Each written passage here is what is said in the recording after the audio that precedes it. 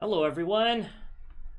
My name is Dom the Goblin. I'm broadcasting live here from Little Shop of Magic in beautiful Las Vegas, Nevada. We're going to be doing a D&D session, and we're going to be picking up where we left off from our last adventures.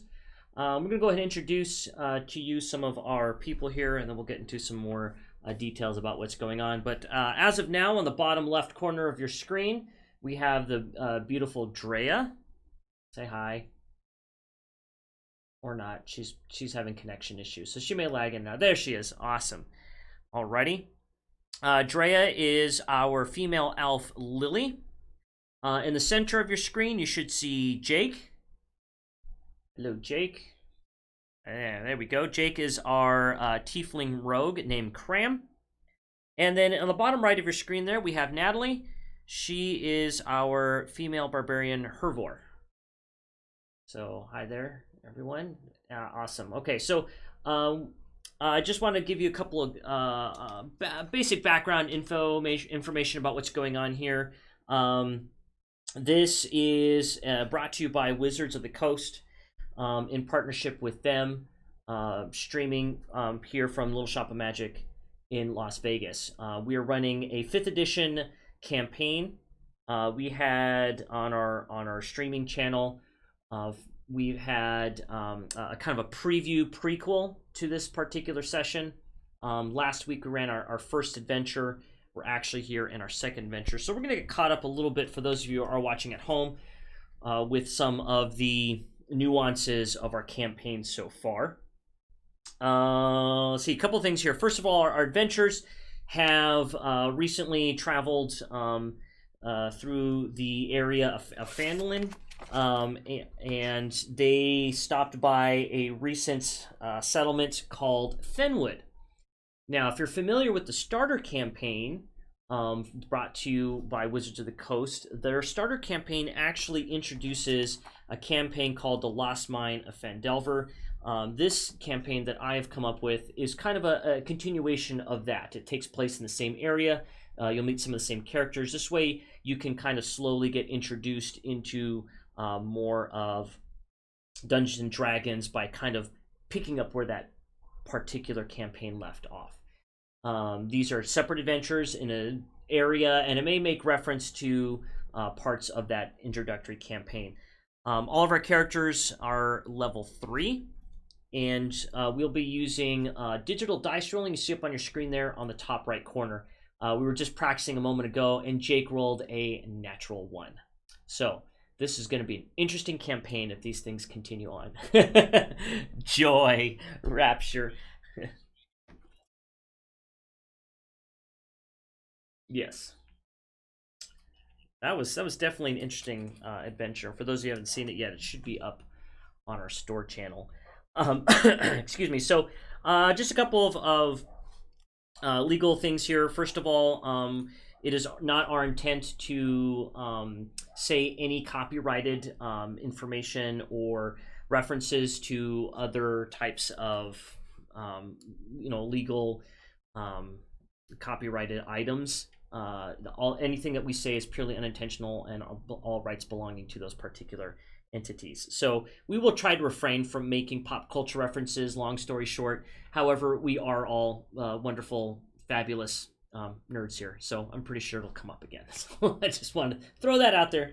Yeah, it'll happen, and I apologize if I do so. That is not my intent. I definitely enjoy my pop culture. So let's go ahead and recap our adventure.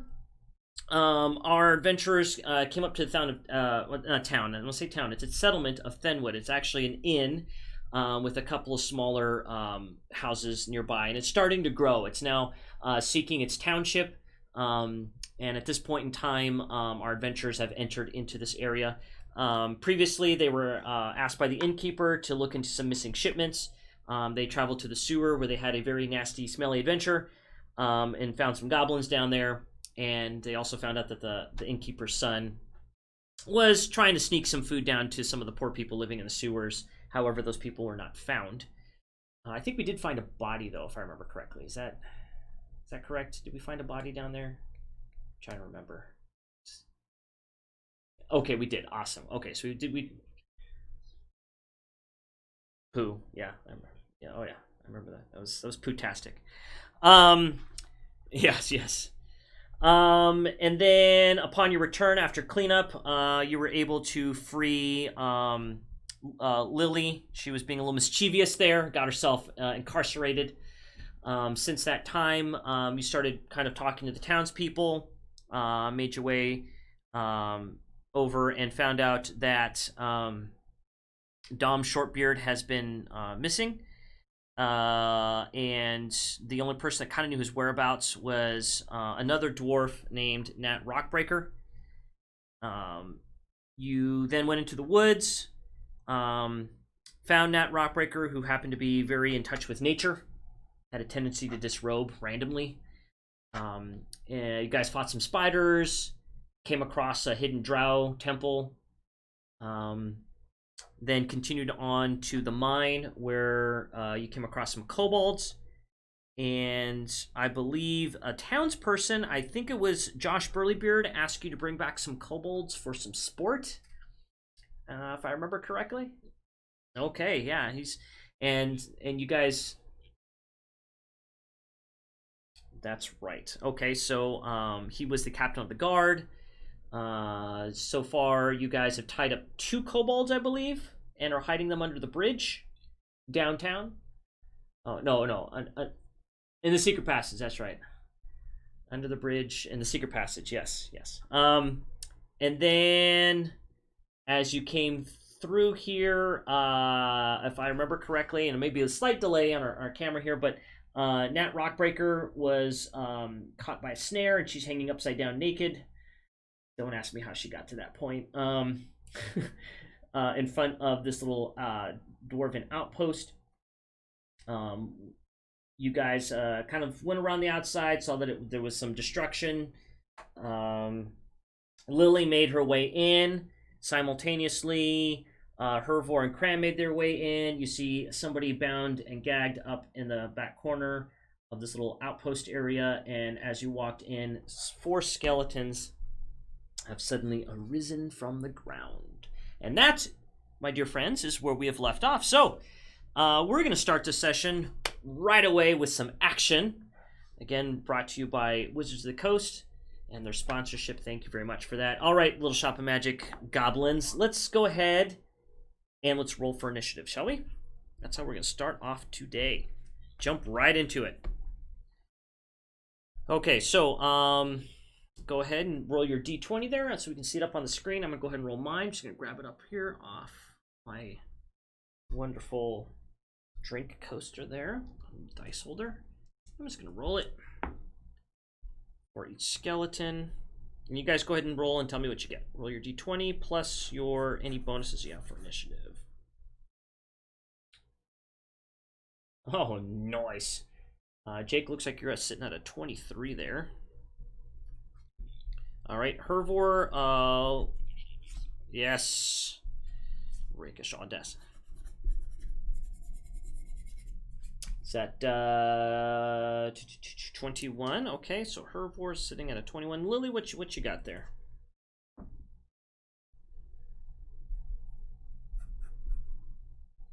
Jay, are you able to get to D20 there, or what's that called? The roll 20? Okay. What's her roll? I don't see it on the screen. There it is. It's a little bit of lag. It is a 12. It's okay. You're not last. It's all right. Okay. Cram being the yeah, she's just the lag cast. Cram being the daring sneaky rogue that you are very familiar with entering places, and you're always on guard. In fact, as you enter in and you see movement rising, you suddenly spring into action. All right, so Cram, what would you like to do? You see 1, 2, 3, appears to be 4 skeletons. You got 4.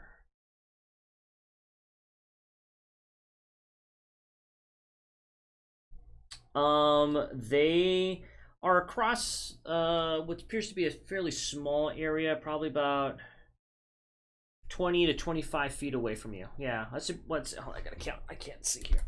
5, 10, 15, 20. Yep, so 20 to 30 feet away from you, depending on the closest ones being 20, furthest one being about 30 feet. And then we lost Drea and our screen's a little off. There she is. Awesome, she's back now. Sorry about the technical difficulties, folks. Yes, we can.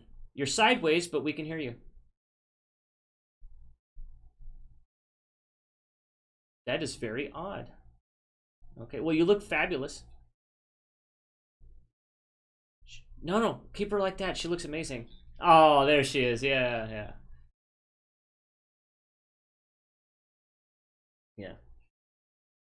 Alrighty.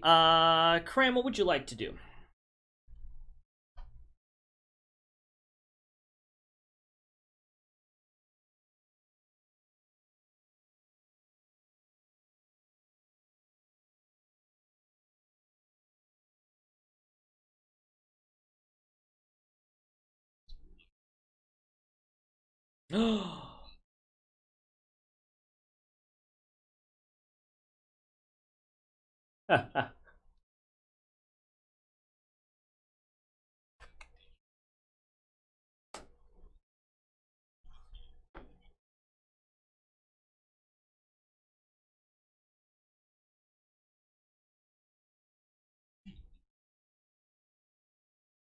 Yeah, yes it is, yep.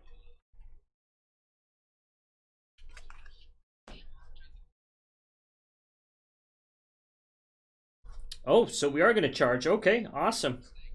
All right, we shall see. We still, yes, we can. We can't see you though because the screen got shifted, but it's okay for now. We can hear you. Okay. No, I think she's loading back in. There we go. We can see you. You look fabulous. I know, poor Dre.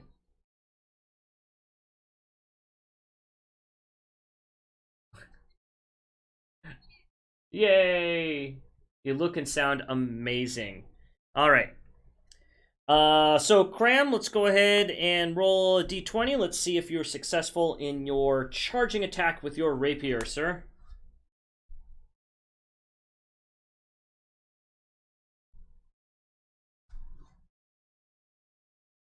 And just so you guys are aware, I am the storyteller for those of you watching at home.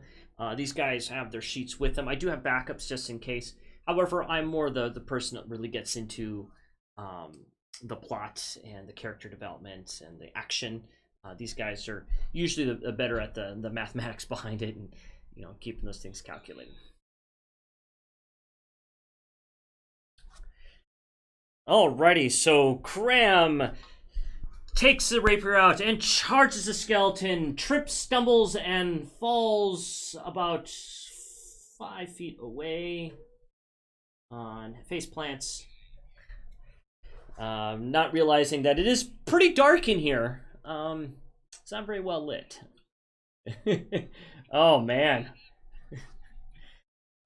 Oh wait a minute. That was, yeah. Sure. Yes. Totally. That's as he dusts himself off and realizes that these skeletons are starting to shamble towards him. Hervor, you see your compatriot charge forward and lunge. He kind of stumbles and trips over his own tail and falls face first into the dirt.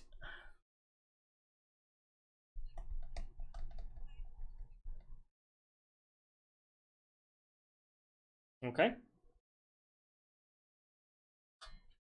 Yeah.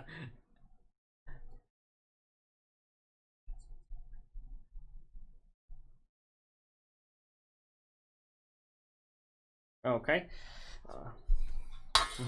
You're like, haha, pay no attention to this tiefling on the floor as you leap over him and rage. Are you going to try to make an...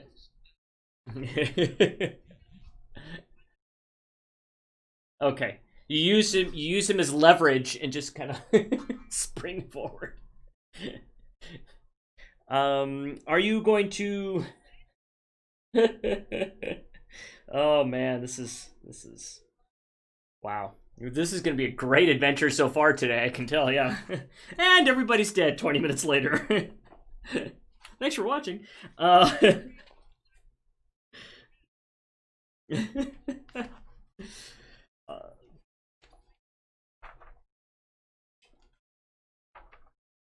All right, so take out that warhammer. Let's chop. All right, let's go ahead.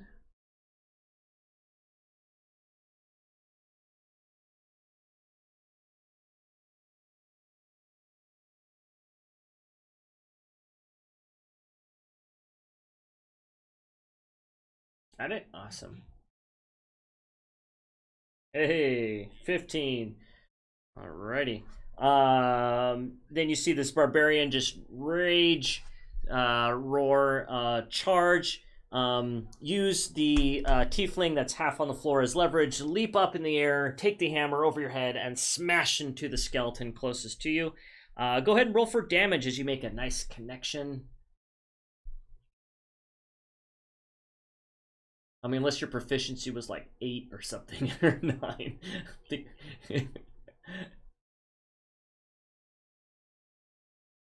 I'll say, whoa, 24 damage. Wow, that's...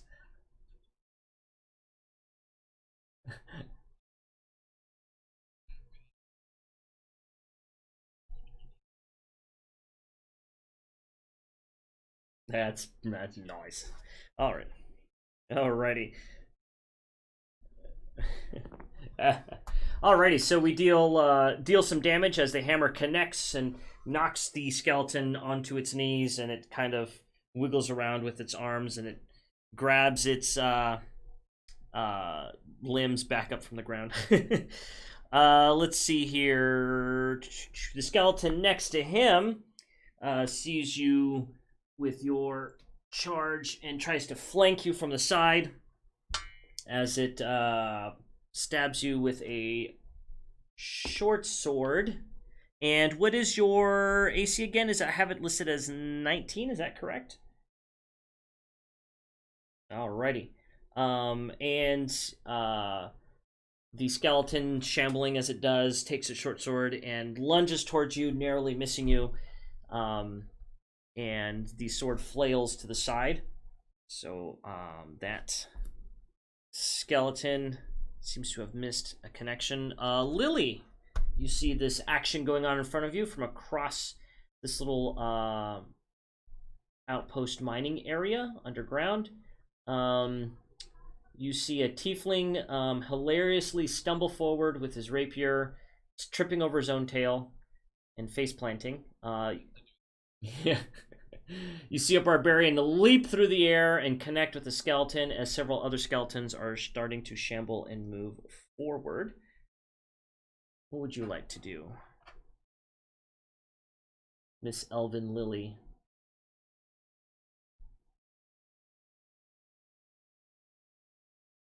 You are about 5, 10, 15, 20, 20, oh gosh. 5, 10, 25. You're 25 feet away from the closest one.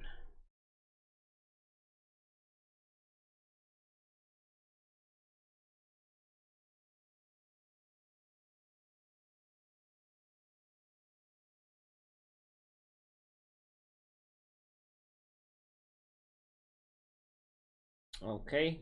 Brace yourself there, Cram. I have a bad feeling about this.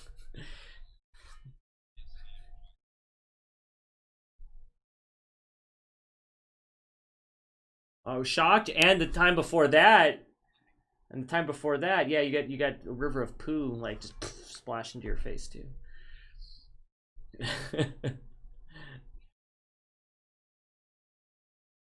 Good times, guys. Good times.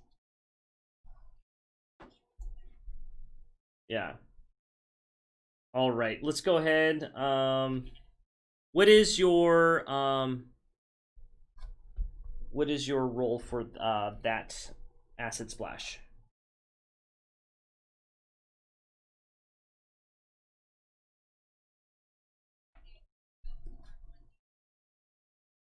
Okay.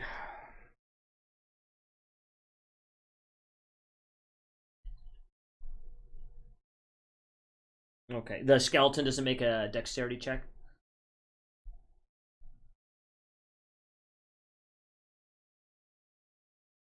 Oh, okay. So you're doing the acid damage. Go ahead and...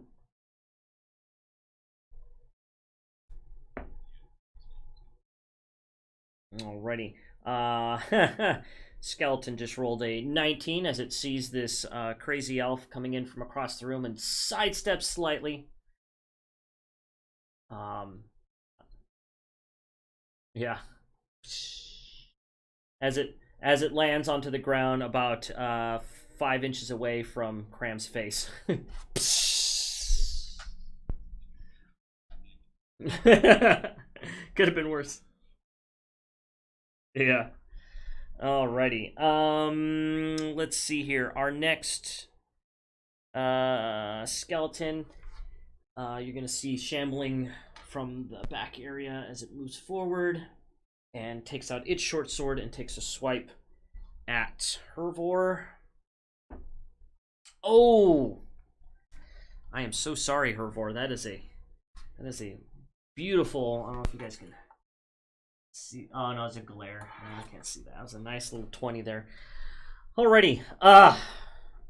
Just gonna put that there on the dice tray. Let's see here. Let's roll for damage.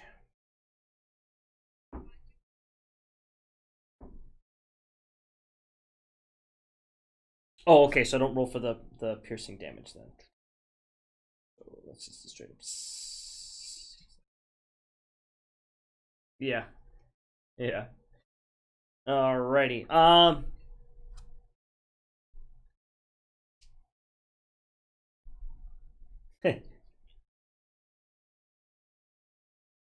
Oh.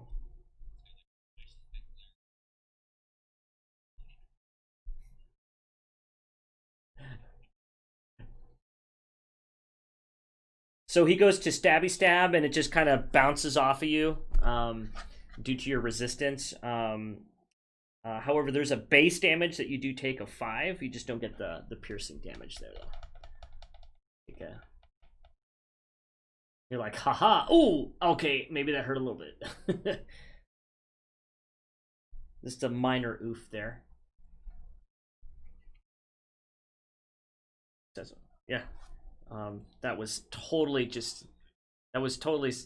she made that up off top of her head. It came from absolutely nowhere. That was very clever of you. Yeah. Very clever. Yes. The other skeleton kind of is acting a little strange. It's kind of going back and forth between like heading towards this tied up person in the back corner that you really can't make out, and then it kind of turns and starts shambling towards you guys. It comes back, and then it goes back again, almost like it's not really sure what to do. And the last skeleton, I believe he has some damage on him because he got walloped over the head by a hammer, is going to roll with a disadvantage because it is damaged. I am trying here, Natalie. I'm trying so hard.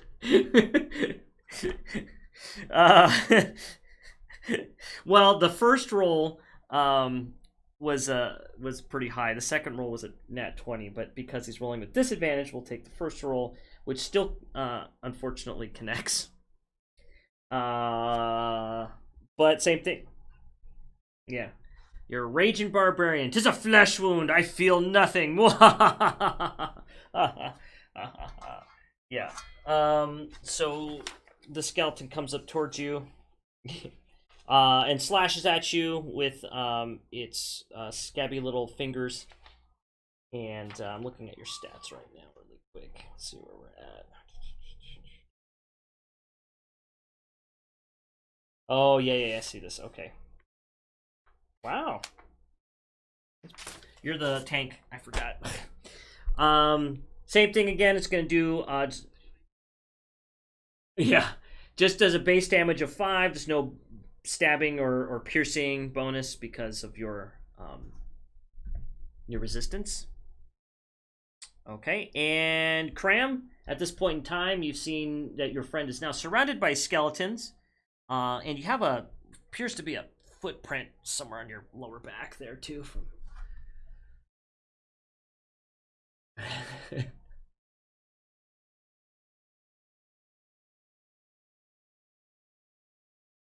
At this point, they've all seemed to be crowding around her. There's this one in the back that's kind of just shambling back and forth, isn't really doing much. But these other three have taken aim towards your buddy there.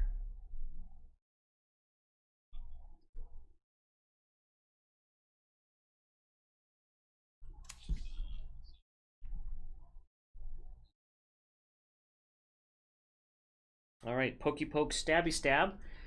Okay, would you like to stab the one that she connected with the hammer, or one of the other ones that's nearby?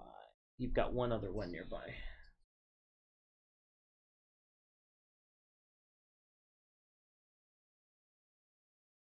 Yeah, they're all pretty clumped together. They're all within 5 feet of each other. So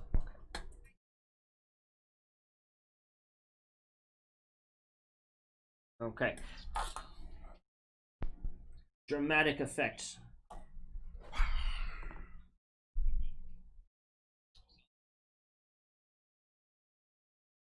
Alrighty, so you jump around, hop up, and go to stab again, and go right through a couple of ribs, and it totally misses. So, yeah.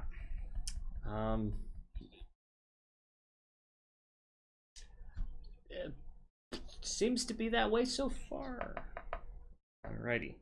Hervor, back to you. You've got your hammer that's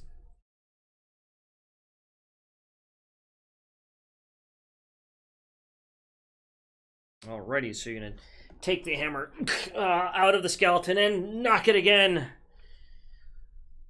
Let's go ahead and roll your 20 cents.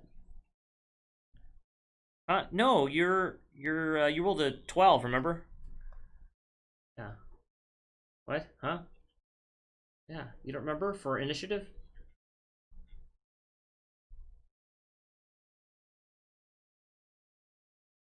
And then a skeleton, and then yeah. Okay, 15. Alrighty. Again, this one connects. Go ahead and roll for damage.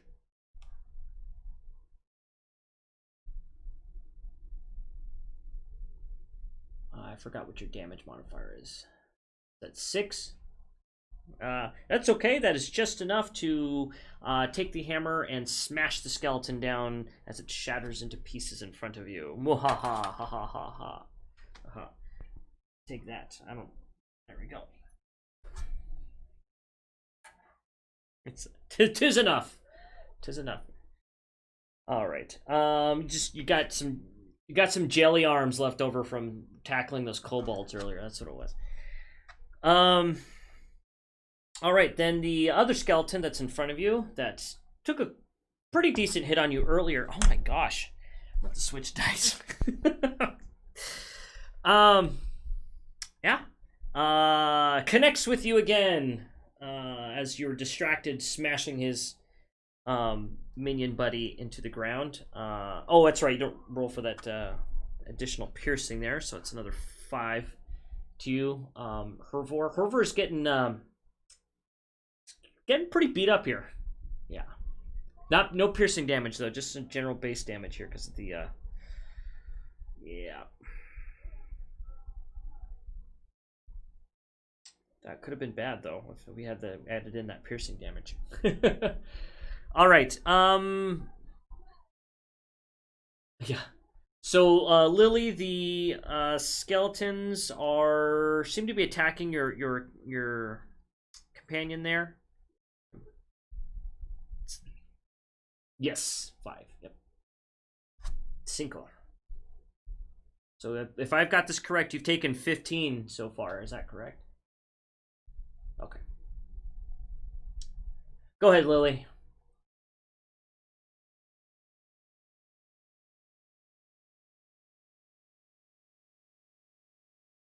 Is she lagging for?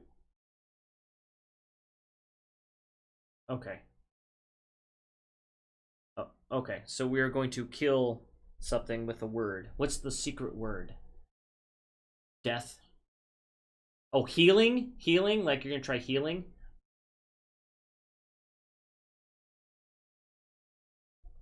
Yeah. Healing word. All right. Okay. What is the roll for that? I'm assuming that is just a probably D4. All right. Go ahead.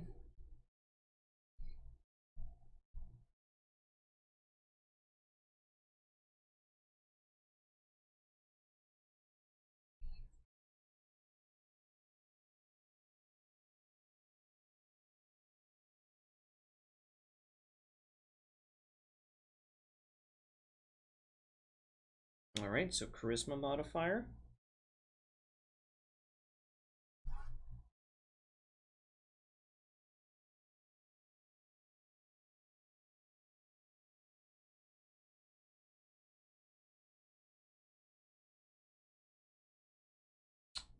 So 4.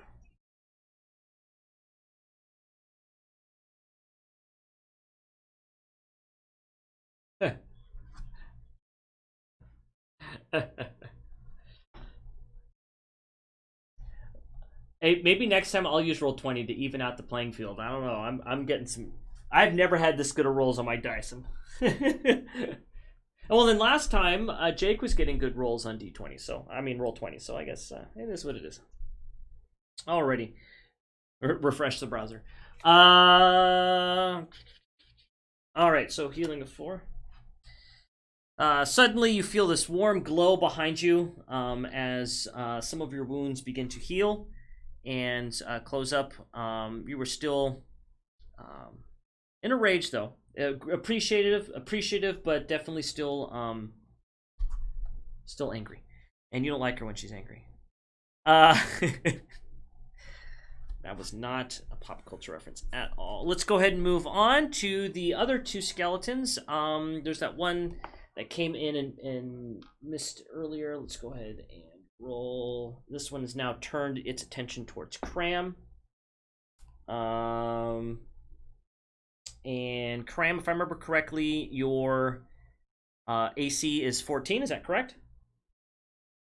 Alrighty. The skeleton then begins to shamble towards you as it has a rusty short sword and lunges next to you, narrowly missing and stabbing what appears to be a crate next to you, and it's kind of stuck there a little bit.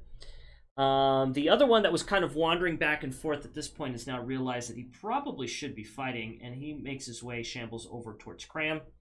Kind of like shambles up on top of the crate to attack you, and he too misses. He's kind of a little off balance getting up on that crate with his bony arms and legs, and tries to stab at you and clinks swords with his buddy that has his stuck in the crate below.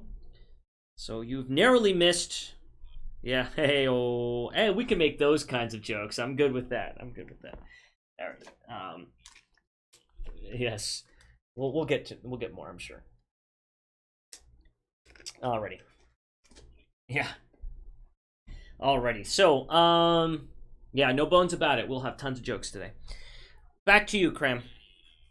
Hey.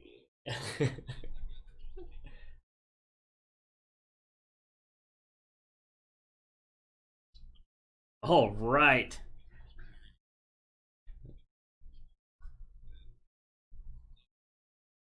All right, everyone, let's watch Jake Cram. Let's watch Cram whip it. Go ahead, Cram. Let's make a roll for D20. Whip it good. There we go. Yes, I like it.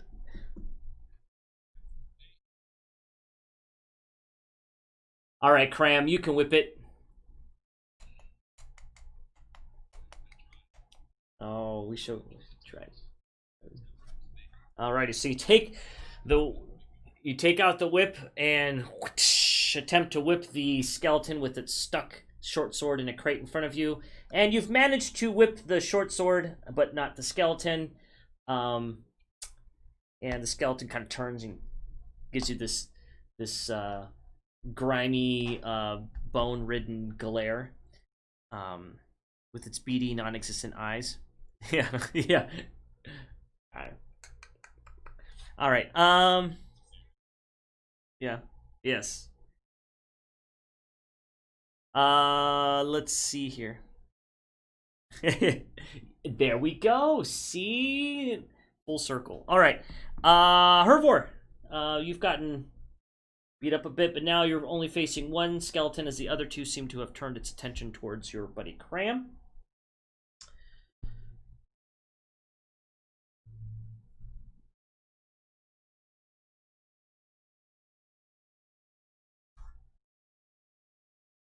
So this one, this.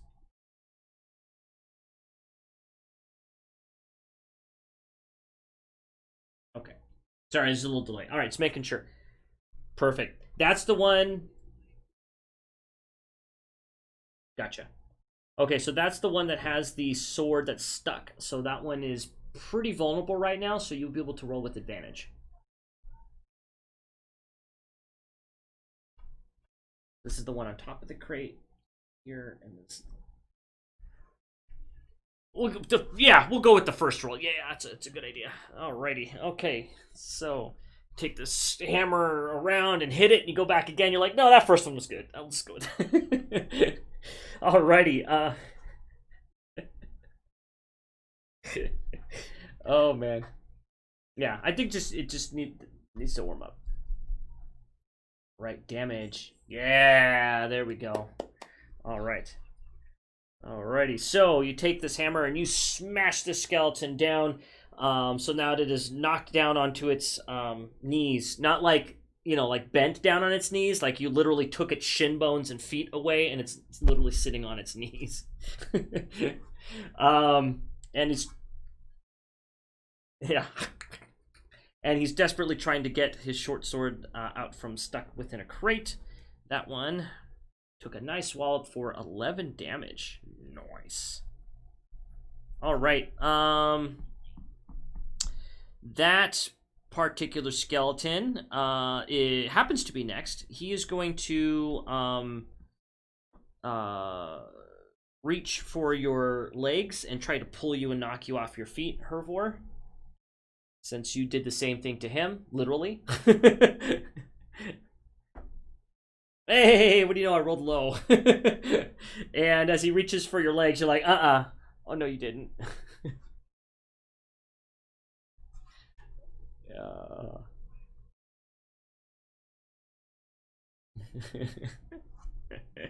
Maybe he's just starving for attention. Sorry. All right, so he reaches for your legs, but you take your boots and you're able to just kick him back, no problem. The other skeleton that is on the crate. No, not the crate one. The other one, the one that's up there, or down there. I gotta see. So here's the weird thing for those of you watching at home. So our camera that's mounted on the ceiling is turned. So like you see up and down, I see side to side. So it's really odd. Anyways, all right, let's go ahead and move on. Ooh, all right. So Hervor, as you smash his buddy and take his legs off, the other one then is going to stab you in the side. And you're still raging, correct? And you have your resistance going on still. Okay. So same thing, just the base damage of the sword itself, no piercing. So it's just going to be 5. And he cackles, which is kind of odd because he's a skeleton with no vocal cords, but there's definitely a sense of magical cackling coming from his non-existent vocal cords. Yeah. Lily, it's your turn. Just saw your teammate get stabbed by a skeleton. Oof.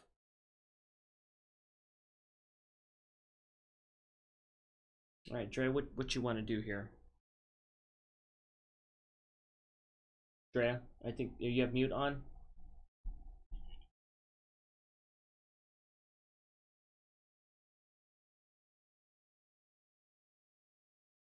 Oh, okay. So, skeleton is an undead creature. You're very familiar with that as an elf, and with your magical abilities, you know that they are normally immune to things like poison, hence why you're, your acid blast. That's probably why you're not using that particular type of thing. You know that they don't like fire. It's something that's pretty common. But you are in an enclosed space underground, so I don't know if fire would be a good idea. And we're all dead. Yeah, that's true. Throw acid in their face. Like, is she trying to help them? I'm sorry, say it one more time. You lagged out just a bit.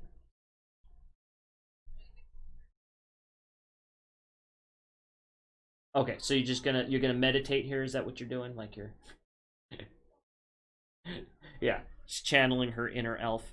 All right. The one that is over there on the side with Cram. Oops, wrong dice.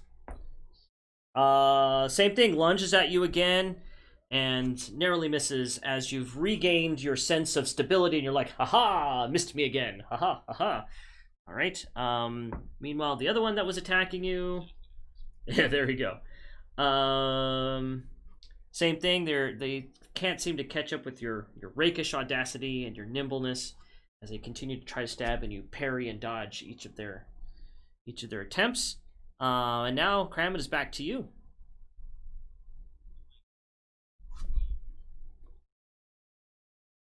Aha. Alrighty. And yes.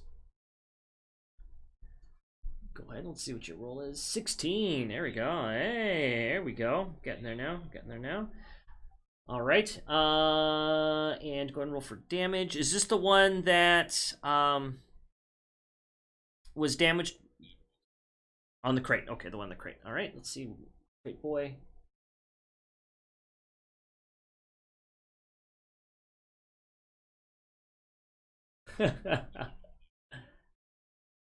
Oh, okay. So 1d8 plus 3. Yeah, you rolled a d6. There you go. one point more. Hey, that's good. That works. 9. All right. Okay. Alrighty. So, yeah, no, they're still too close to each other, unfortunately. I know you get a bonus if they're further away. Okay. You then take your rapier and slice at the one on the crate. Same thing, because he's above you. You kind of seem to go for legs here, and you knock him down. And he's kind of looking in bad shape. Same thing, no legs, on his knees, shambling around. The other one, the one that's over here still, he's still in pretty good shape. So far we got two skeletons without legs, just kind of shambling around from the ground. This guy, however, isn't the most finesse-based creature you've ever met before. As he goes and tries to stab you again, Hervor, you realize, oh my goodness, I left my flank side wide open, as he comes in to stab you and trips and face plants on the ground, reminiscent of your buddy Cram only moments ago. Okay. Yeah.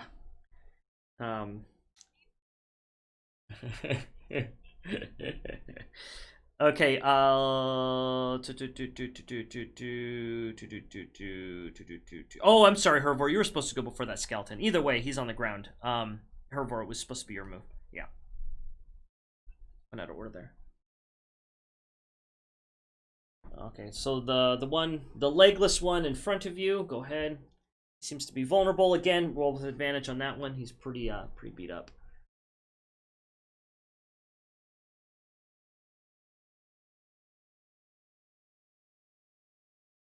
Perfect. Did you roll natural 1 on the second one?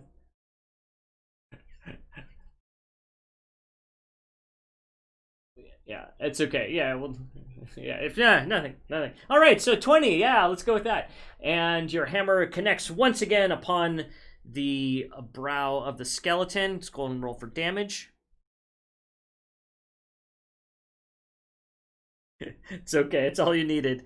You then are able to smash your hammer upon the skull of the skeleton, cracking it as teeth, bones, and phalanges go flying. Hey, there we go. All right, so then I accidentally jumped ahead. So this skeleton goes to attack you, seeing his buddy smashed into the ground, trips and face plants forward. Lily, it's your turn. We've got a couple of skeletons left.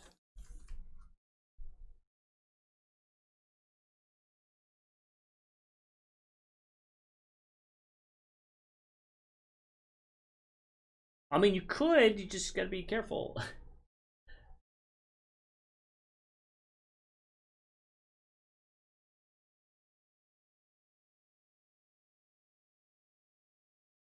Okay. And what is that particular?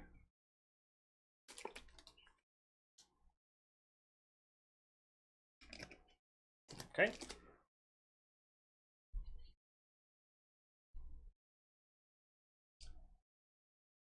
All right, let's go ahead and roll one. You said 1d10. Go ahead and let's see that. Oh, you're using your own dice. Uh-huh, sure. 9. I'm gonna laugh if she rolls a 9.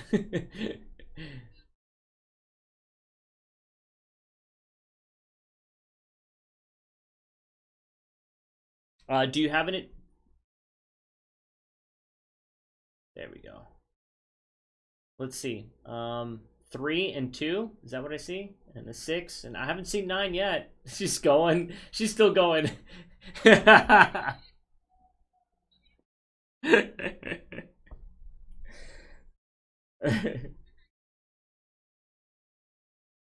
Okay. See, it wasn't a 9. You just had it backwards, upside down. Um, Yeah, sure, sure. All right, so this bolt of energy comes flying out from across the room and lands upon the skeleton. Same thing, you hear this awkward scream from a skeleton that has no vocal cords. All right, the other skeleton, the one upon the crate, which is now standing on its knees because it seems to have lost everything below it, is going to make a very angry. Ooh. Yeah, yeah. A very much an angry attack upon Cram as it rolls a 19. You don't have any resistance to piercing damage, do you?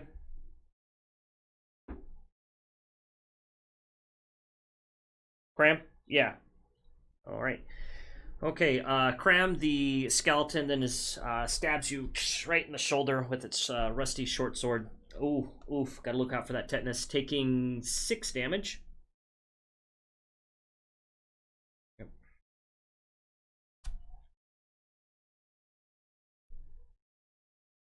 Alrighty. You've now seen your blood spill upon the ground several times in the last few adventures, and you're definitely feeling weakened.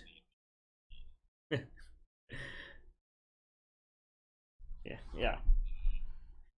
I will kill you till you die from it. All right. Yeah. Let's see. Cram, you've now taken a stabby stab to the shoulder. It is your turn. Skeletons seem to be.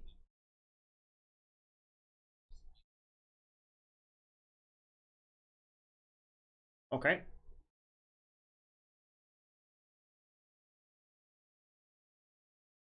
Okay. You talking about enemies or people in general? Anybody? Perfect. So over there. There we go. That's a good spot. Nobody's within 5 now. Sort of. All right, with your bonus. And yeah.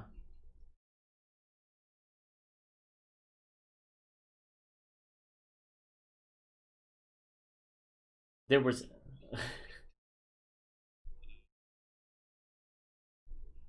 Yes, he's no longer living, so he's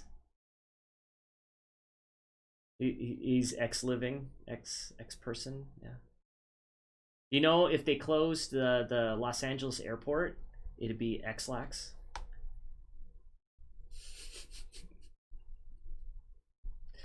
Whoa! A whole whopping 5.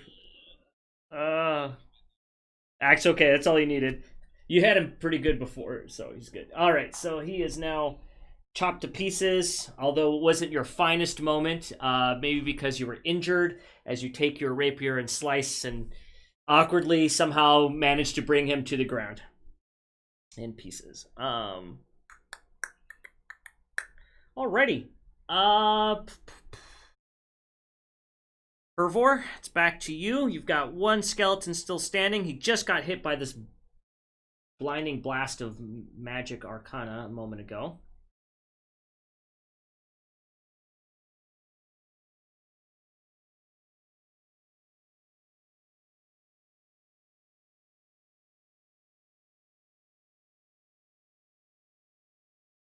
Yeah, there we go. Sweet. All right, that's a nice connect. And not only is it a nice connect, it's going, gun. Oof. All right. Yes. All right. So, congratulations, Hervor. You've managed to smash the last bit skeleton to bits, and now it is eerily calm and quiet, except for this awkward muffling sound in the corner. As you all kind of stop to gather your senses, you realize there is still a person tied up in the corner of the room. The closest the closest person, Cram, notices that it is definitely a person of dwarvish stature that appears to be tied and bound in the back of the room. The room itself, since you guys haven't really had a chance to kind of see what's going on, in first glance, it appears to be in shambles. You know, broken tables, chairs thrown about, smashed up crates. Definitely looks like it got ransacked recently. Of course, obviously the damage to the side of the wall, which you noticed earlier. And that's pretty much it, unless you guys want to make a perception roll or do anything else. What is some choices you guys would like to make here?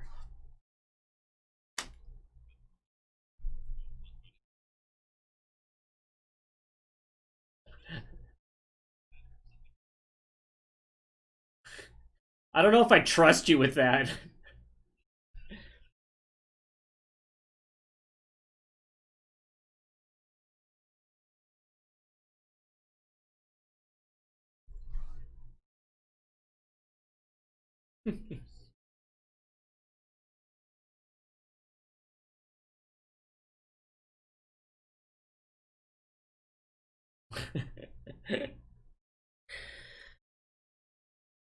Oh, yeah. She's still dangling outside.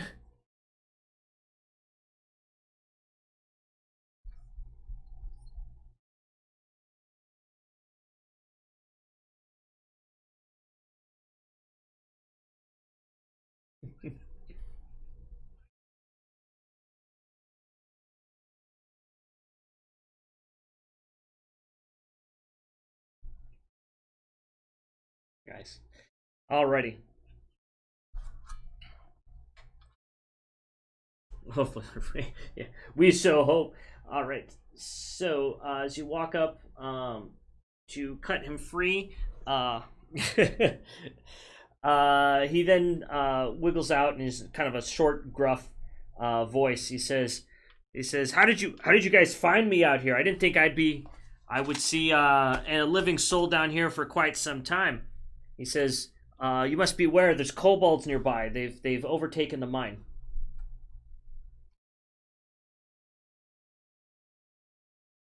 Hey, hi. Oh, I'm sorry. Apologize. I meant to introduce myself. My name is Dom Shortbeard. I run the mining operations out here. Uh, yeah, I'm the guy. The guy.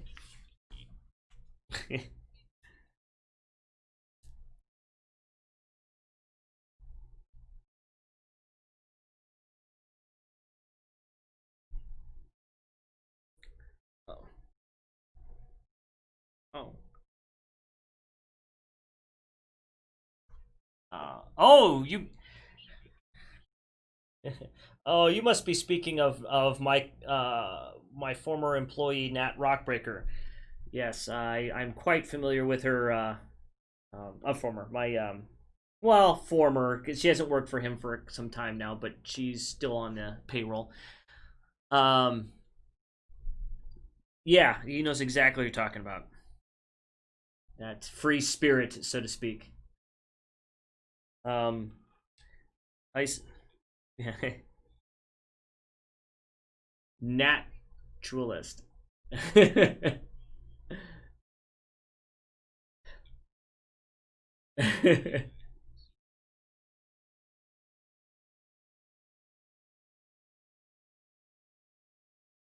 Yes, yes. He goes, my mining operations seem to have been scattered across the area recently. We discovered some old ruins and continued on our way to mine the area when we were ambushed by what appears to be a mob of kobolds. Um, and then they tied me up and tossed me in here. Um, He says, I fear that something's going on. We're just a small mining operation. There wouldn't be a reason why kobolds would be interested in just the few amount of minerals that we found so far. So he definitely recommends caution. Caution, my friends. He says, he's in his recollection, he remembers seeing about 5 plus some sort of leader. Um, but it was pretty quick. He says he definitely got tossed in here by 2, but he hasn't seen much more than that. But kobolds, from his recollection, I mean from his knowledge, excuse me, usually aren't that organized unless somebody's guiding them. So he feels like there's got to be something larger at stake here, or at least in this situation. Um, yeah.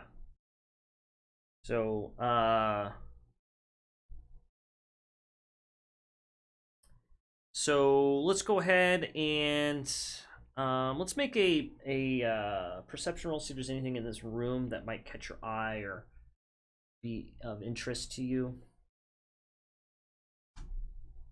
I believe last time you guys picked up a few gems.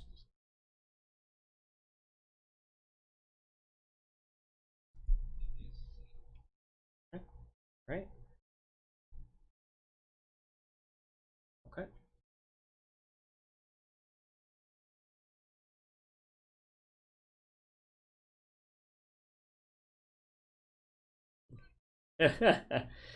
um. Yeah. So Lily's just gonna kind of walk in to see what's going on. You notice that there is a dwarf that has recently been untied by your companion here, Hervor. You kind of listened into his conversation and heard that there's definitely trouble with kobolds in this area. Um, wow, wow.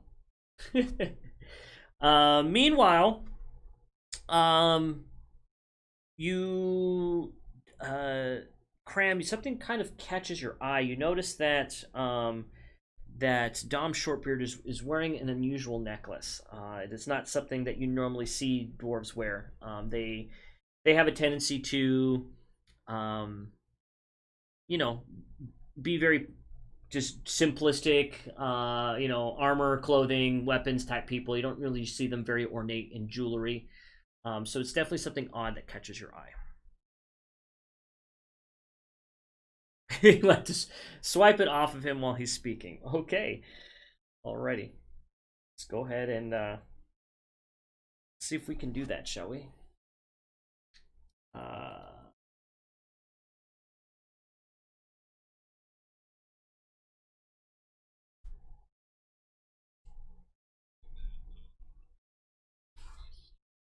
yes, sleight of hand, and that'd be a check against his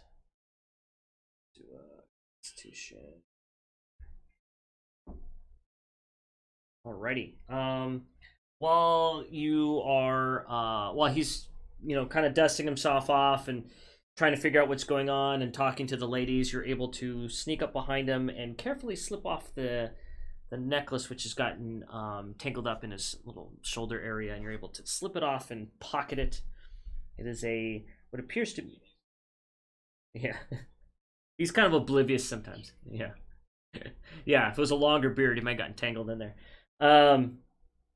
And yeah, you recognize that it's definitely some kind of necklace with some kind of magical quality to it. You're not really exactly sure what it is, but upon closer inspection, it definitely has what appears to be some sort of like emerald skull. Very interesting looking. Mm-hmm.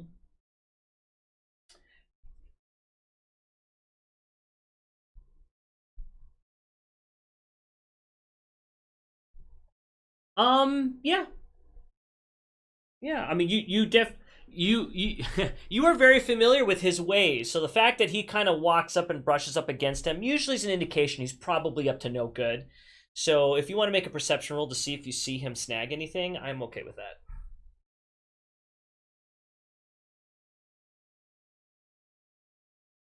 Okay. So as you're listening, as you're talking to Dom Shortbeard about the problems with the kobolds in the mines, you happen to see your compatriot there, Cram, kind of just walk up and like, oh hey, oh man, dude, you okay? And kind of dusting him off a little bit and helping him up, and then you're 99% sure that you just saw him try to steal something from him. You're not exactly sure what it was he took, but knowing his ways, more than likely he probably pickpocketed something from the poor dwarf.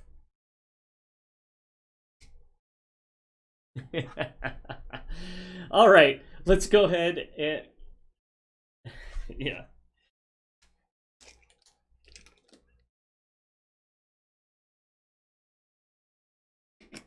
All right. Um.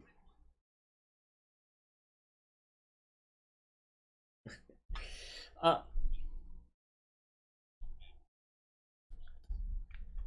So let's see here. Okay, let's get your time. So Dom Shortbeard tells you that in some of his supply areas on the outside of this little outpost, you should be able to find a crate with some healing potions. He's pretty sure they're still there. He hasn't heard or seen anything that may have indicated that they've gotten taken or ransacked. But he says you guys are more than welcome to heal up and take any necessary supplies that you need. But uh, he says that he would be greatly appreciative if you could help him take care of the kobold issue and retake the mine.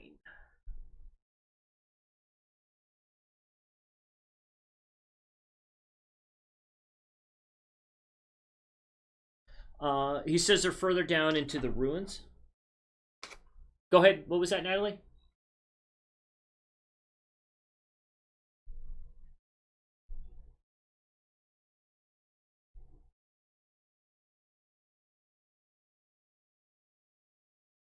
Yeah.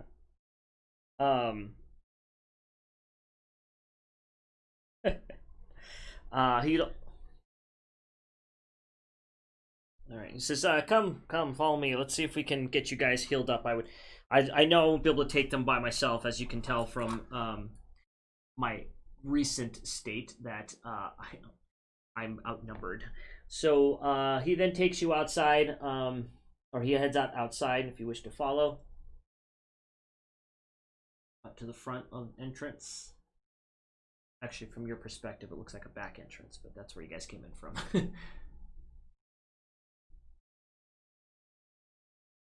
You like to follow? Okay. Okay. All right, so let's go ahead and move on over here with him. As you walk out front, you see him lowering down that rock seeker, who I believe from our last encounter is stark naked. Um, yeah, yeah, yeah, yeah. As he lowers her down, she looks and says, "Oh, Dom, it's good to see you. Again, I didn't realize that we would be meeting under such circumstances." As she kind of walks and stands into the slight shadow area. um, yeah, not awkward at all. You see Dom Shortbeard kind of shake his head as he continues on walking around towards the side, taking the path towards the side of that little outpost area. Nat then kind of walks back down towards the water's edge and picks up what appears to be her gear that she had recently disrobed and discarded. As you continue on past that particular area, you can also hear the slight shuffling of tied up kobolds that you guys have stashed underneath the bridge from our previous adventure. So for those of you watching at home, last time they tied up and hog-tied some kobolds under there. Okay. All right, so as you head, for reasons. As you head around, he will hand you some healing potions if you wish to partake in them. That might be helpful to you at this point, since we have had a little bit of combat that may have brought down some of your stats there. So, yeah.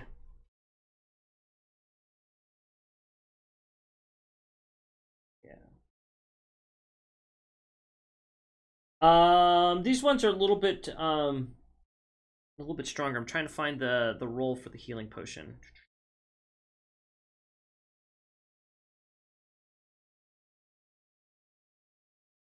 That's it. 4d4 plus 4. Yeah, so they're greater. Yeah. So you guys each have been given a potion, a greater potion of healing. And then he's also given you a couple of torches too. Okay.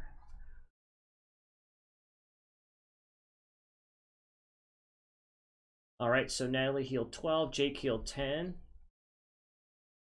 Well, it's a D4. I mean,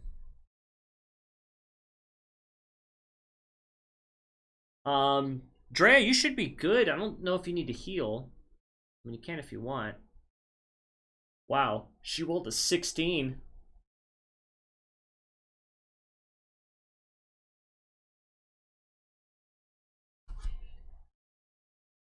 Yeah. Oh, that's right. She walked into the water and tried to use that electric shock thing, huh?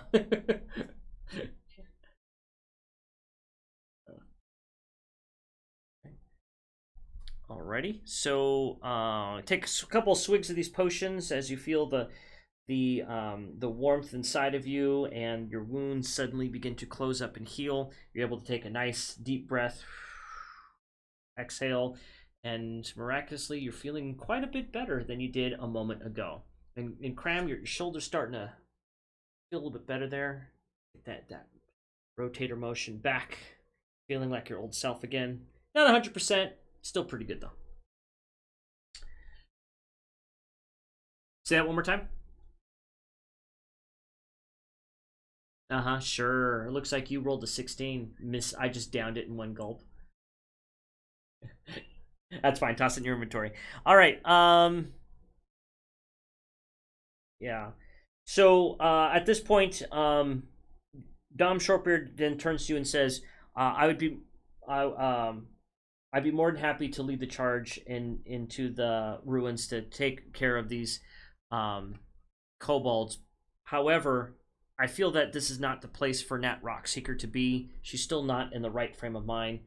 Probably consumed a little bit too much from the forest and is a danger to herself and ourselves as well. If we continue to bring her with her, I can take her back to town if you'd like, or we can bring her along. It's up to you guys. What do you think?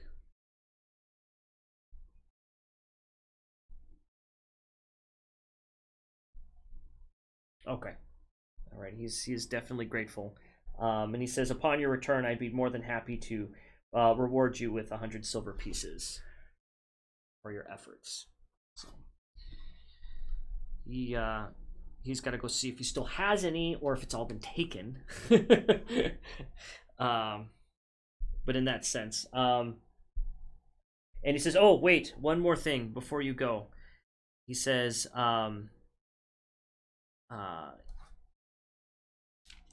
if by your travels you come across a person named Anthony Patrick, I must warn you, my friends, he is not to be trusted. I have a feeling that somehow, in some way, shape, or form, he is behind all of this. I have no way of proving it. I have nothing more than a gut feeling.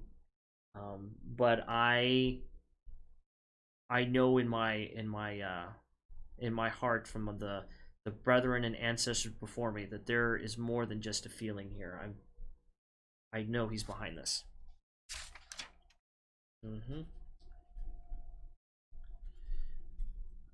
That we must find out.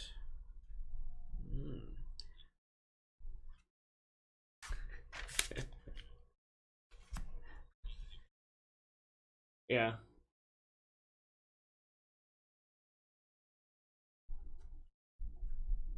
Okay. All right.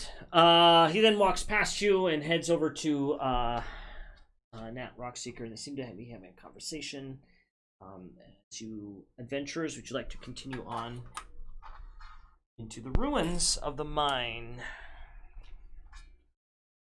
By the way, just okay.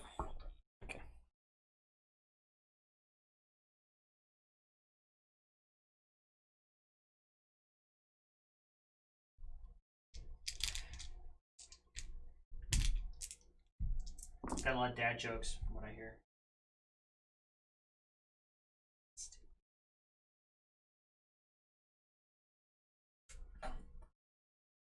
I don't know. All the Doms I know. Yeah, you see them walking off back towards the path that you guys came in, so you know that there's at least some truth behind what he's saying, because he has taken and they're walking off. I mean, if you want, you can try like following them, but then at that point he's getting a little more. Right, so I'm gonna try to line it up as best I can.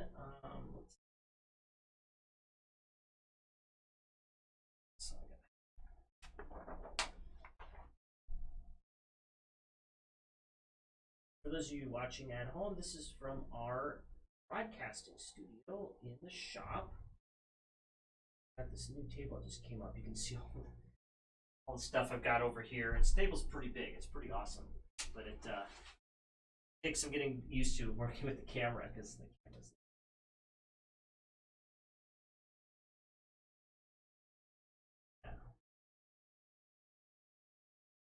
Alrighty.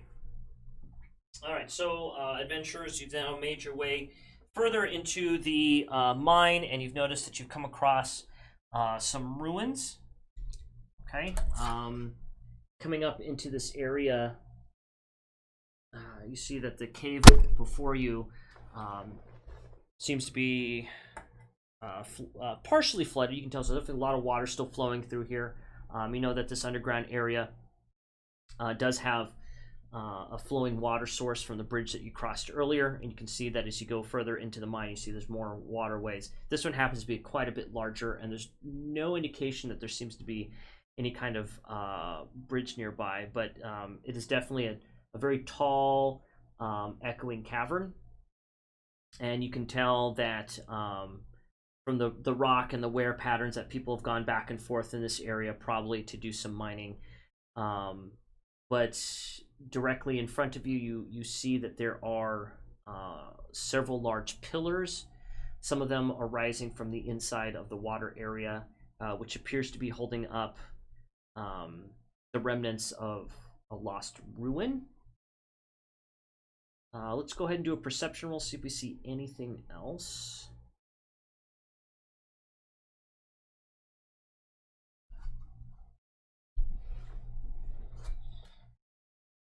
Yeah, it's electric. Yeah, we'll You know what? Let's just say it was a lapse in judgment for her last adventure. We'll let that electric slide for now. Let's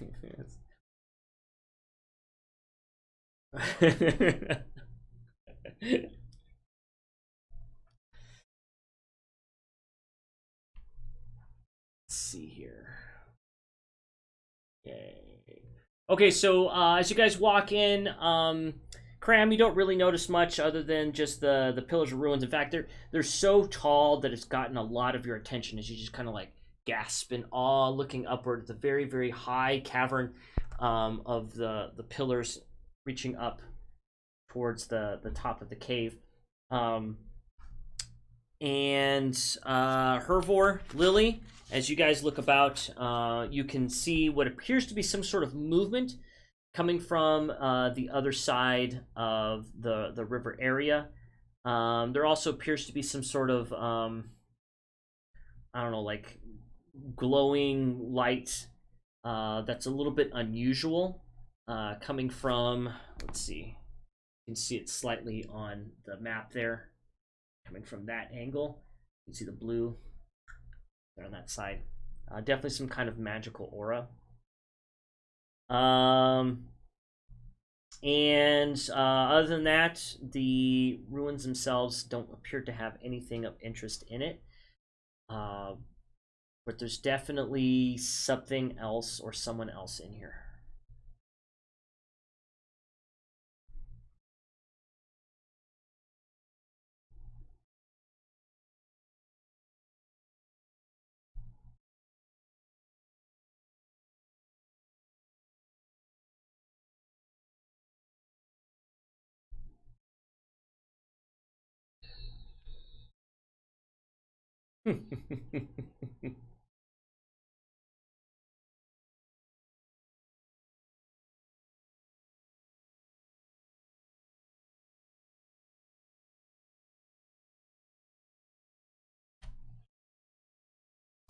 Head towards the light.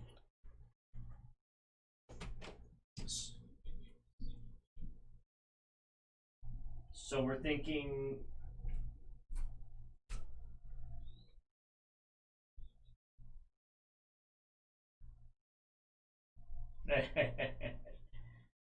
So are we gonna?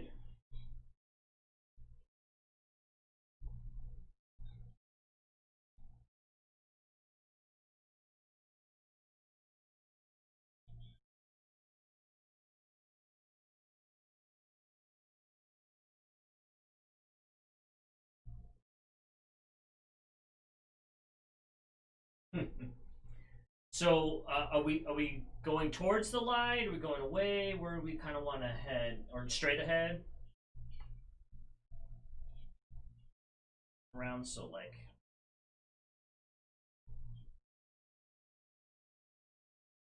All right, so your tiefling friend suddenly kind of sneaks away into the shadows as he tiptoes around the back area, heading towards that light.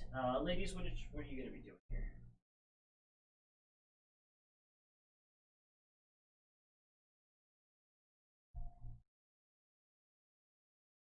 So back over here. Okay. Lily.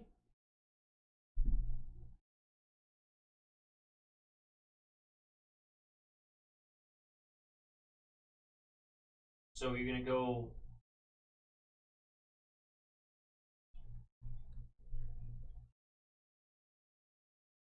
So you guys. Is that?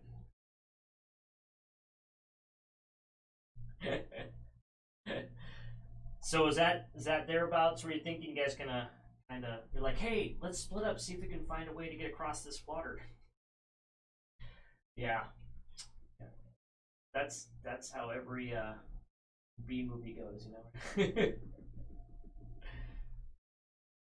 Okay. Alrighty. So let's start with Cram. Cram, as you make your way around, Mr. Rogie, Sneaky Rogue, you'll notice that some of this area has been kind of knocked down and worn. There's definitely a lot of rubble, broken rocks, pathway that's kind of been plowed through here. Could be remnants of a drag marks, could be just regular footpath. You're not really sure, but you definitely tell that there's a wear pattern heading directly towards this glowing light. You can kind of peer around a little bit and see that this glowing light is located upon what appears to be some sort of almost like an altar, like the base of a statue that usually holds a statue from bending over and upright. Got that kind of basing, but instead of a statue in this area, it appears to be a large blue glowing light. Lily, as you kind of make your way forward to see towards the water's edge and get a good point of view, also you see the same thing. You also see this large glowing light. Appears to be standing on what could have been some kind of like statuesque type of bottom or base to it. And as you get closer, you also notice that the water appears to be somewhat shallow, but it's a good about 60 feet to get across this large flowing water area to the other side. And just as before, you definitely see movement of some kind of motion going on across the shores along the banks, but you're not really sure what it is. Hervor, you're making your way along the backside. It is quite a bit darker in this area, and it's getting a little bit more difficult for you to see. Do you have a torch with you? Lantern. Okay, hooded lantern. Okay. So the lantern light is fairly dim as you're able to make your way around this area. You'll notice that just as before that there's movement going across the other side, but you also catch a glimpse of what appears to be another blue light coming across the river directly just off camera here, which we're not getting to yet. But there appears to be another blue light across the way as well.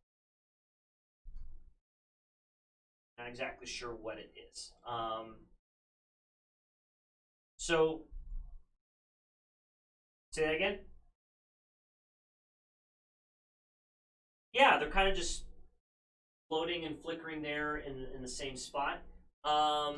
You have some magical background, so go and let's do an arcane or arcana check, and let's see if you recognize the type of light it is, because there's definitely some sort of aura about it that's familiar.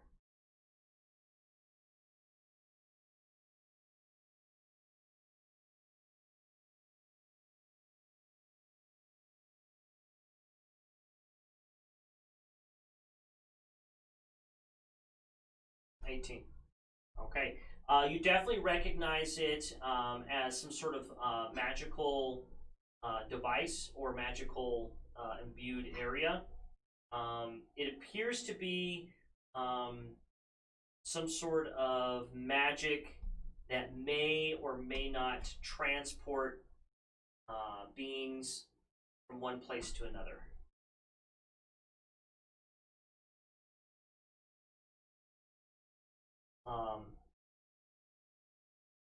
Cram, same thing. You kind of notice it's got a magical aura about it. You're not exactly sure what it is, but it's definitely shiny.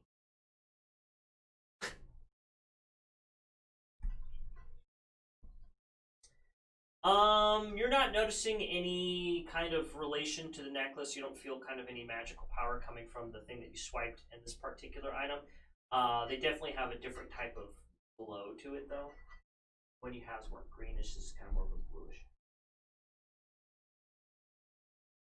No. Go ahead and make a what's the word I'm looking for? Is it for survival? No.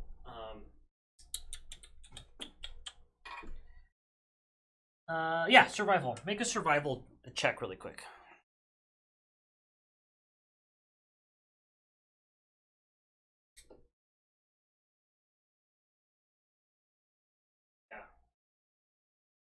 So you definitely see dirt, lots of dirt and rocks. Yeah, dirt and rocks. That's yeah. Go ahead. The ladies, go ahead and make a survival check also.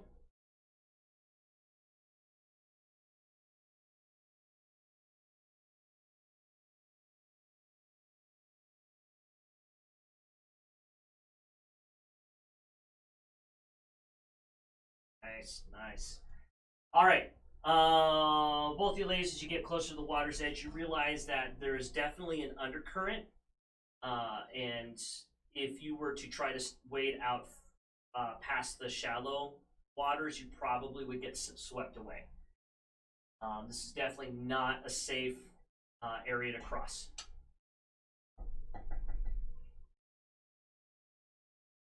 As you walk on.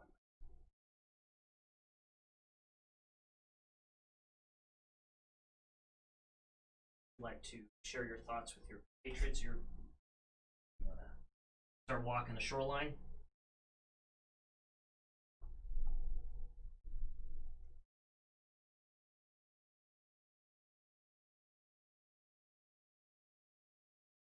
Meanwhile, Cram's like, "Ooh, look at these rocks! These rocks are wonderful. Look at these nice rocks." Okay. So as the two ladies here, Lily and Hervor, begin to discuss their findings, Lily shares that she has what appears to be knowledge that this glowing light may be some sort of teleportation. You mentioned that water's much deeper than you thought. Plus, there's also that other blue you see along the other side. Meanwhile, Cram's looking at rocks. He has a tendency to do that quite a bit.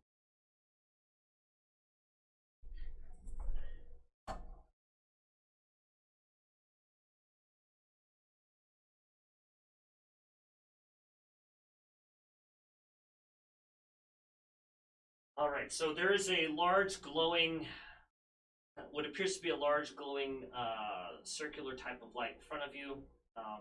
At first glance, it looked like it was just some sort of arcane lantern, but upon closer inspection, it does appear to be some sort of portal of some kind. Maybe it leads to another place. You want to toss a couple of rocks in there and see what happens? Yeah.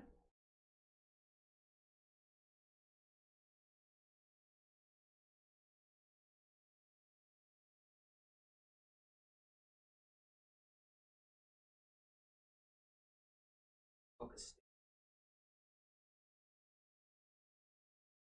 How far is your vision? Okay. You can see right along the shores, the other side of the bank, but you can't go much further.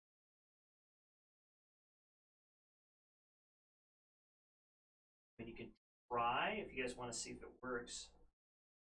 Maybe somebody head back towards the other side and be like, "Okay, go ahead. If we want to sneak up on them."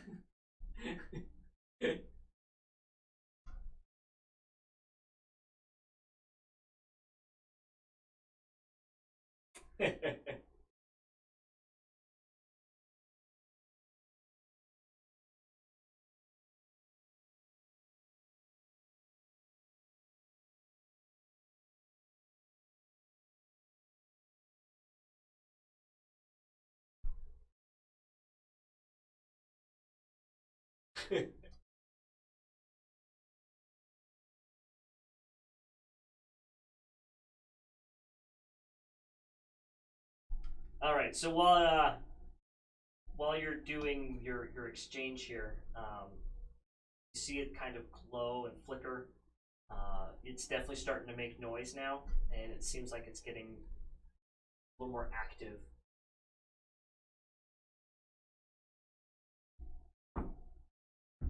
Okay. So you're going to duck down behind the pillar. You are like there. Is that what you're looking at? Like, okay. All right.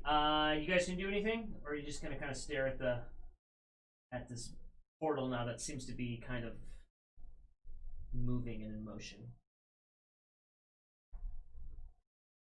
Throw a rock. All right. All right. All right. Go ahead and make a. Let's go with an athletics roll on that one, shall we? See how well we. You roll a 1 and roll little arms.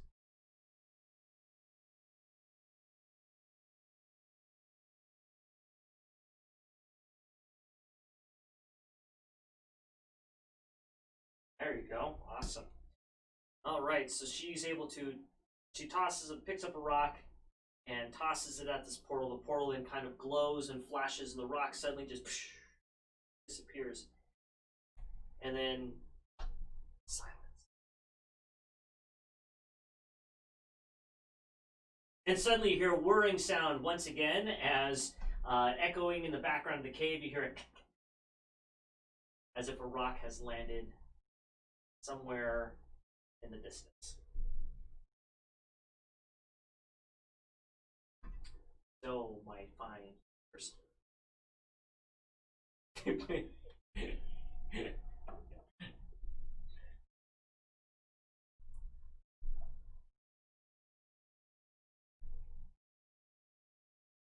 Going in style. So Lily kind of nudges you in the back, pushes you towards the portal, while Cram suddenly leaps forward, does a backflip, handspring, double stand into the blue. Yeah, and he disappears. Yeah. Go ahead and make go ahead and make an acrobatics roll.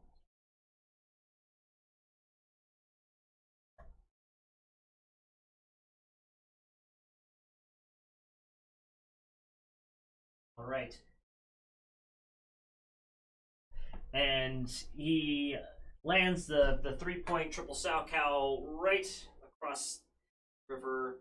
And Cram, you are now in the middle of what appears to be nowhere. Or pretty rocks. But there's a lot of rubble around you. Definitely looks like this area has seen better days. You guys see him just a little bit on the screen there.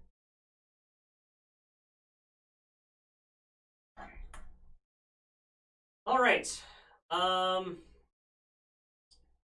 Meanwhile, on your end, ladies, you see what appears to be a tiefling's tail kind of flickering in and out. Blue light in front of you.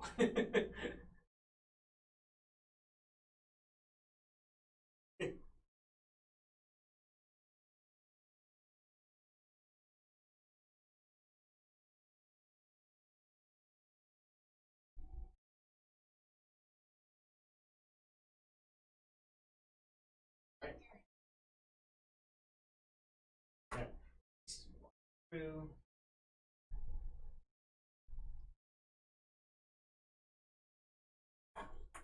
Right. You guys pop out again. What appears to be across the opposite side of the river. Just because you recognize that the pillars on this end are different. And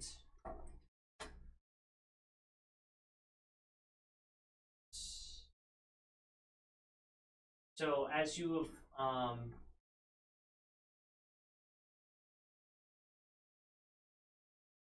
all right, so as you've made your way across the river through this magic imbued portal, you've come to what appears to be an area that is in complete ruin. There's rubble everywhere.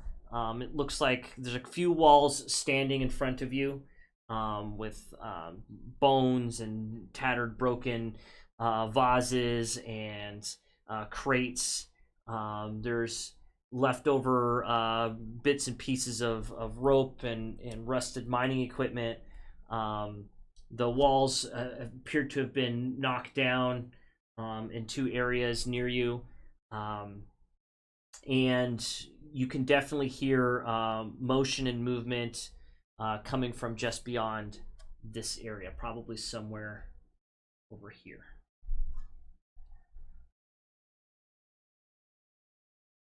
Would you like to investigate or perhaps do a perception roll to see what you can see in this immediate area?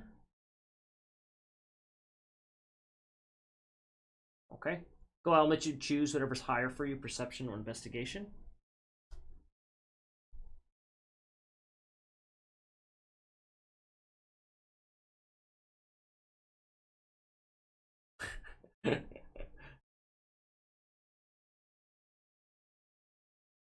Alrighty. Okay, so Hervor and Cram, you're still kind of your eyes are still blinded from the light of the of this particular teleport spell. You know, your eyes have to suddenly readjust to everything again as you kind of see the blurry spots in front of you. However, our elf companion here, Lily, is pretty used to these types of magic things, and she definitely notices that there are footprints, small footprints and larger footprints that seem to be leading away from you guys in this direction. Over here in this area is a lot of destroyed rubble and pieces, but there doesn't seem to be a lot of signs of movement in that particular area. You can definitely tell, Lily, if you want to pass that information on to your friends there.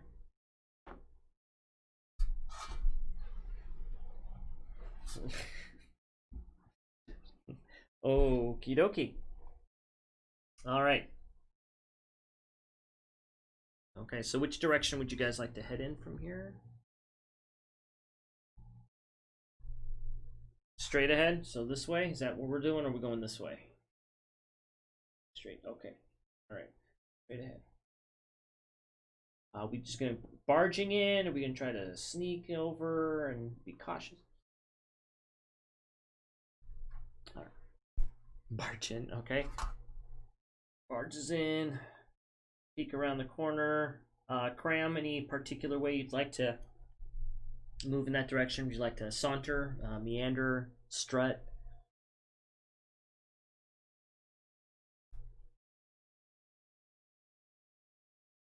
I'm just gonna walk in there. Knows the place. Here around the corner.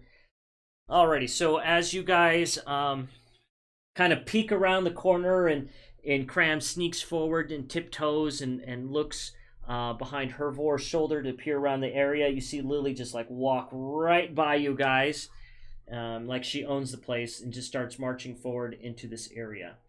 Yeah, oof, oof.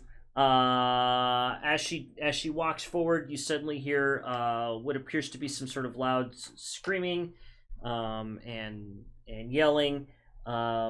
It appears that it appears that you've somehow caught the attention of something nearby. You can hear skittering, you can hear clanking, you can hear voices kind of just talking back and forth to each other, and then you also feel a slight rumbling on the ground as well. Okay. In this area, you also see what appears to be more rubble and more ruin in front of you of what appears to be the remnants of several types of walls where they've connected in this particular spot.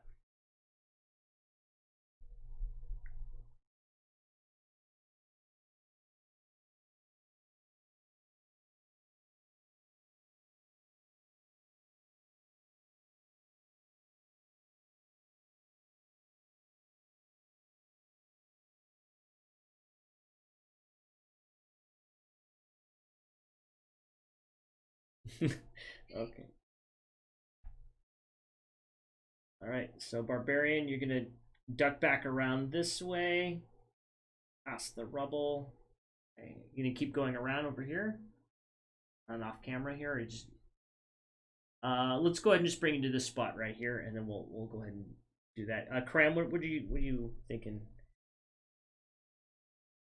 On the Barbarian, you're like, yeah, okay. She pushed me into that thing. I got lucky and did my. Okay, Sorcerer, as you kind of just barge your way into this area, you kick up some rocks and stuff, and then a few of them fall in front of you, and what appears to be two little heads poking out from behind the rubble, and you see some lovely looking kobolds there peering up from behind the area. At this point, you are by yourself because you've turned to your side. You're like, hey guys, there's some kobold. Oh, where'd you go? You appear to be by yourself at this point.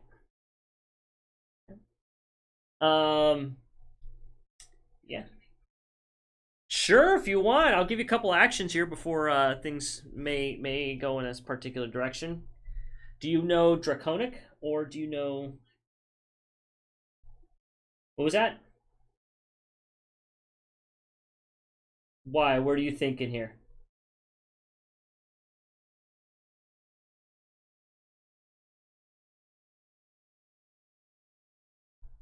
He'd be like, "Oh, hey guys, sorry, totally got lost here for a minute. I was looking for the bathroom. Have you seen it by chance?"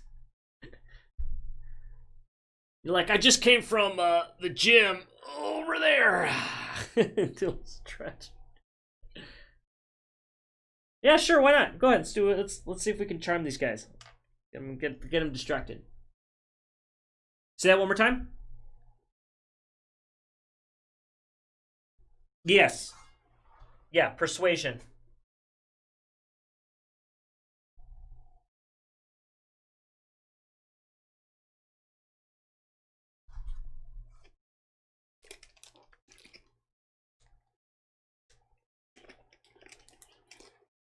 Yeah. Yeah. The kobolds and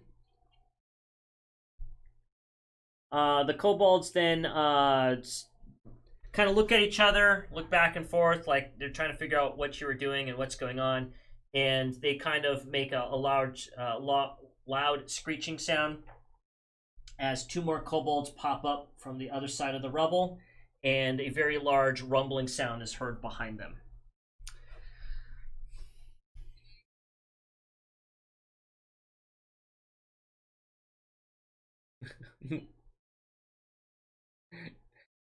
So you're gonna try to bluff them? Is that kind of your motive here?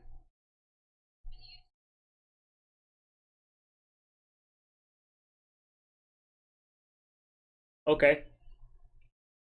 All right. All right. We'll make that your last action, and then we'll have to enter combat because at this point in time, Ram and Hervor have peeked around the corner, and you guys can see that there's a couple of kobolds up on a pile of rubble, skittering towards your. Yeah. Oh, I'm sorry. Okay. Yeah, I got you. I got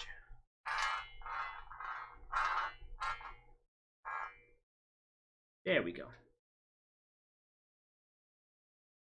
All right, so you guys have peeked around this corner here, and you can see these kobolds up here on the pile of rubble, peeking out over to what appears to be probably your compatriot on the other side, because they seem to have their sights on something.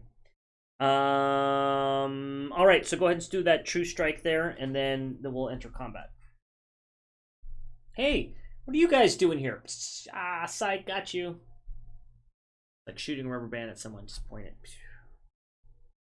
Go ahead, Drea. What do you need to do for your do you have to roll for that, or is that a cantrip? All right. And I'm not familiar with that particular. What is that? What does that do for you? Is that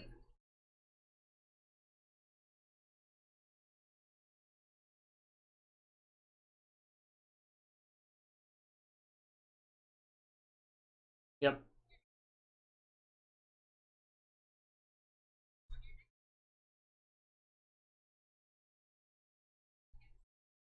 Perfect.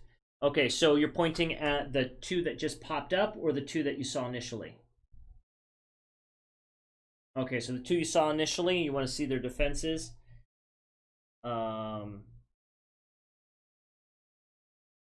all right, so as you point towards them, you know that they are fairly weak creatures.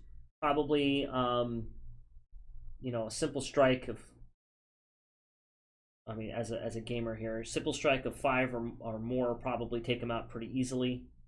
Um, you know that they're very weak in their armor. So we're looking at probably 12 or higher.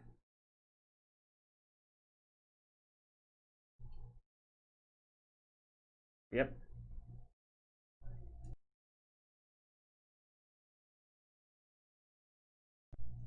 Okay. Alrighty, let's go ahead and roll for initiative now, folks. We've now come across a couple of kobolds, and there appears to be something else in the background that we haven't seen and or identified yet, but there's definitely motion or movement. Alright, nice. There we go. Now we're getting some rolls here. Alright, Cram, looking at a 20 there. Initiative roll. Natalie, Dre, what are your initiative rolls there? 15, very nice. Some good rolls now. Hervor? 13, there we go. Not bad, guys, not bad at all. Okay, let's go ahead and roll for these guys. Okay.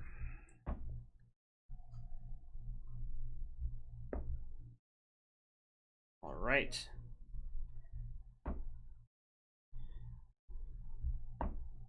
Oh my goodness, wow. Okay, looks like you guys are gonna do it right here. Okay, so let's go ahead and Cram. You've got your eye here. You're just looking at about 30 feet away. You can see two kobolds poking up over a pile of rubble and making their way towards what appears to be your companion from the other direction. Yeah, you definitely hear rumbling and movements. You definitely know there's more than just this little skittering of the kobolds coming by. Okay, let's see if we can figure out what's going on. All right, so the kobolds have moved towards your companion. Yeah, right. Yeah, famous last words. So you're gonna sneak up behind them over here and see what you can. All right, let's see if we can see anything. Go ahead and make a, was that stealth roll?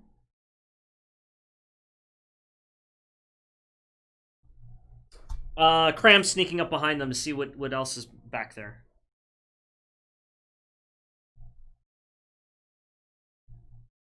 All right, 19. All right, so you're able to very cautiously and carefully make your way up behind them over a pile of rubble, and in the back you see what appears to be a very large, unhappy-looking ogre hanging out in the back. He doesn't see you, but he definitely does not appear to be happy. Because I'm not happy, yeah. He does not see you at this point. No, you're pretty sneaky. You're kind of able to climb up over the rubble and peer over the back to see what's over there, and you see a very large looking. Yeah, at this point he seems to be alone.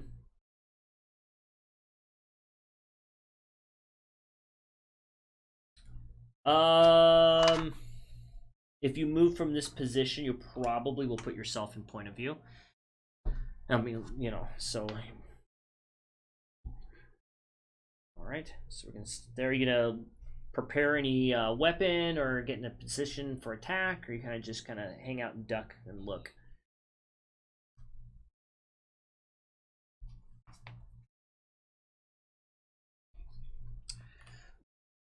"20 feet away."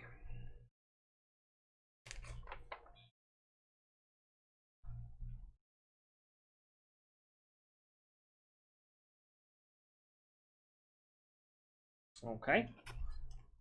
All right. Okay, so he's prepared himself, got himself ready. Lily, you've got what appears to be 4 kobolds enclosing in on you.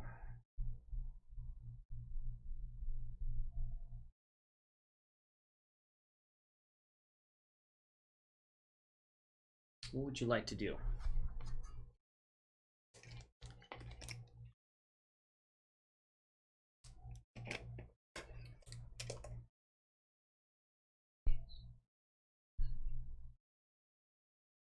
All right.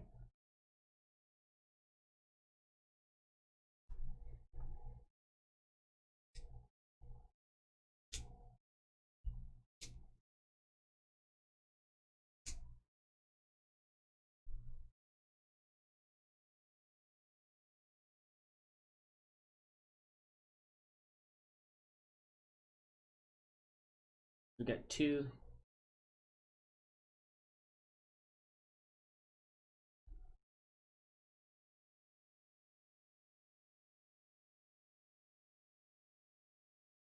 Okay.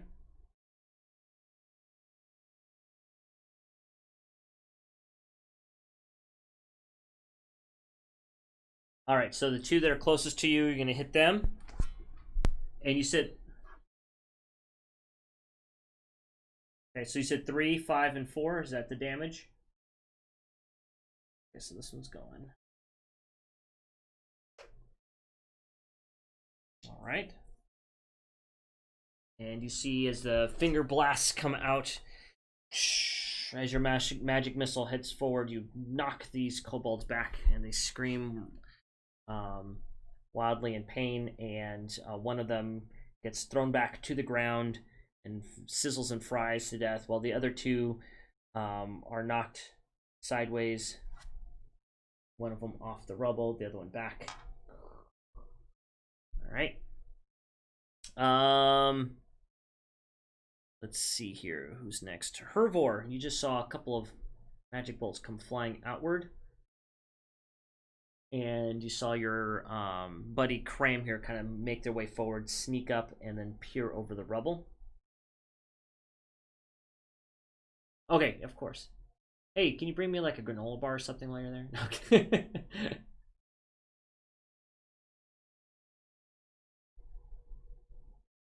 Yeah. Yeah. All right. Hervor, what would you like to do?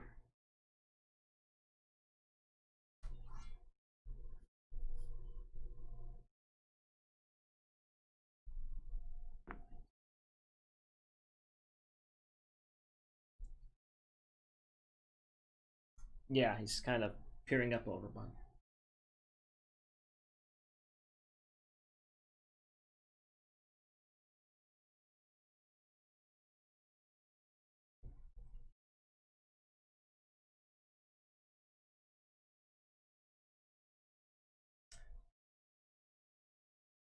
Okay. Move up over there. Also, go ahead and let's do a stealth roll to see if the kobolds hear and or sense you walking up behind them. I know your stealth's not the best. You are a lumbering barbarian, but we'll take a look anyways. It's like minus 12. This is true. This is true. All right. So as you stumble forward and make your way towards the backside of Cram, one of the kobolds then perks up a little bit and kind of turns and makes eye contact with you as he sees that you're walking up behind him. Okay. Let's see. That kobold goes last. So this kobold over here that got knocked back, he's gonna run up, charge, and slash at Lily along with his buddy here. Let's see here. They get a bonus.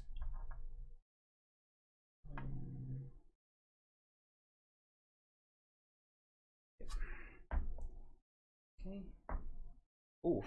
Yeah, and he makes a connection to Lily and does a little stabby stab with a dagger.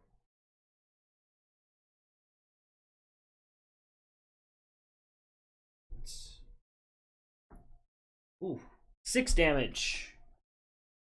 Remind me to tell her that when she walks back on the camera frame there. Okay, so the next one, same thing, comes up, does a little stabby stab, and stumbles over the rocks and misses. The third kobold, who has now turned its attention towards you, does a very loud, screeching kind of call, and he's going to run and stab Cram, who's the closest there. He's going to kind of skitter over the little rocks and rubble there, head towards Cram. Yeah.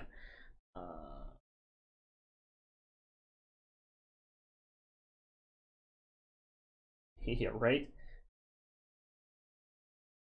Oh, barely. Okay. He does a little stabby stab at you. Yeah. Sneaky McSneakerson. The little kobold kind of skitters over the rubble there, and nimbly pulls out a little dagger and stabs you into your shin. Yeah, it does 2 damage to you, Cram.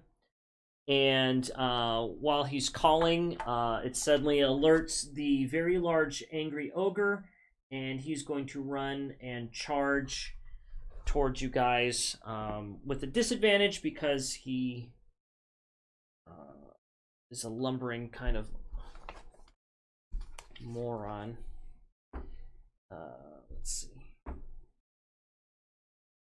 And he swings his massive club, and it lands right next to you, Cram, causing the pile of rubble to kind of give way from underneath your feet, and you slide forward towards him. And it is your turn, sir. You're now at the foot of a very large, angry, and smelly ogre.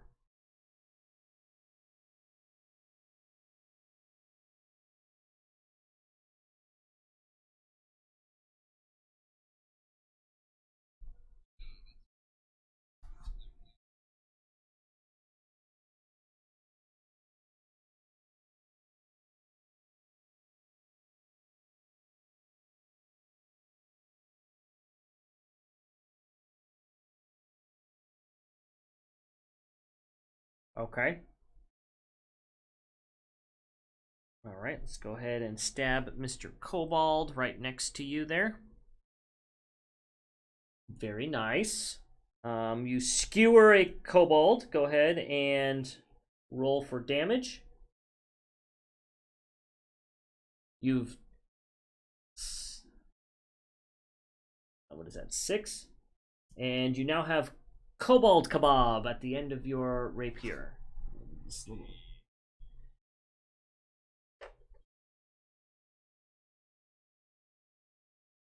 Okay, so you're gonna scramble up and hide behind the rocks and rubble. I believe so.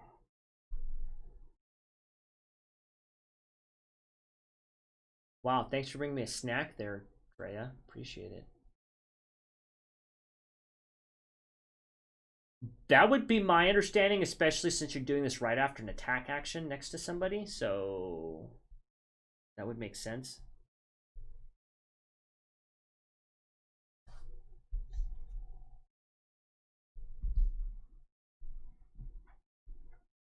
Just so you know, Treya, that you took 4 damage. Is that what we said? That's what I have here. Okay, you took 4 damage from a kobold, by the way. Stabby McStabberson. Very nice. Yep. Yep, so I gotta roll another one. Yep. Boots and cats and boots and cats. 10. Oh. You're like, haha, you can't see me, as you hide behind a rock about this big. You're like, you can't see me.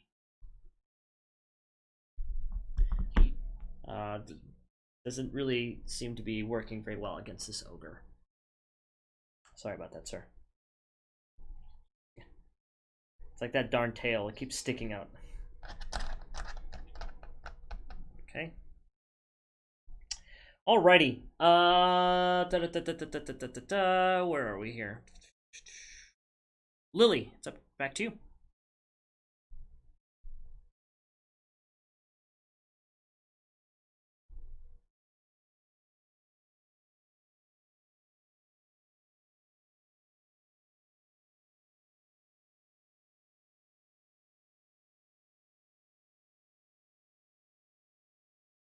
Okay.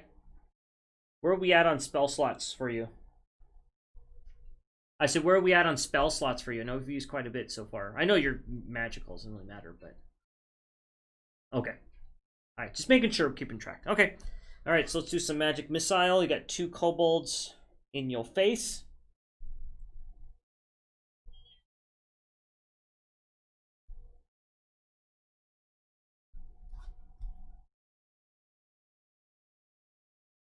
They're pretty badly damaged, but they are definitely not happy as you raise your hand to cast Magic Missile. Go ahead and do some rolls there. Alrighty. 5 and 2.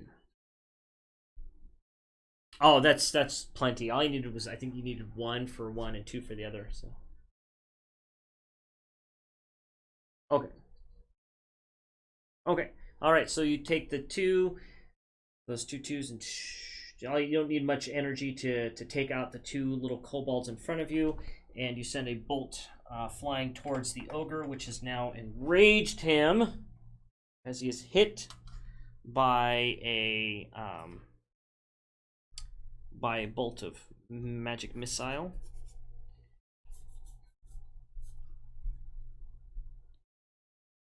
Okay, you said 5, right? That's what it was? Yep, okay. Okie dokie. Hervor, you now have a very large, pissed off ogre about 10 feet away from you. You can see his head peeking out from behind the rubble in front of you. And Cram scrambling upwards to try to hide from this thing behind a very tiny rock. And a large bolt of magic comes flying out, hits the ogre in the side, which has now enraged him even more.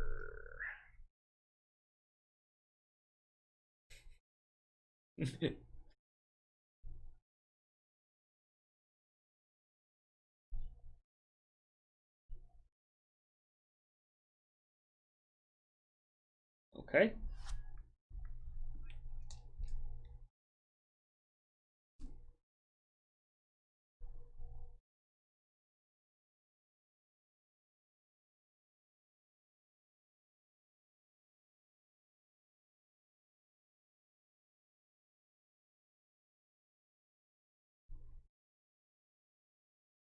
Ooh.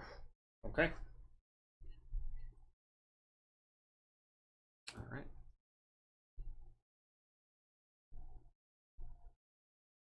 All right.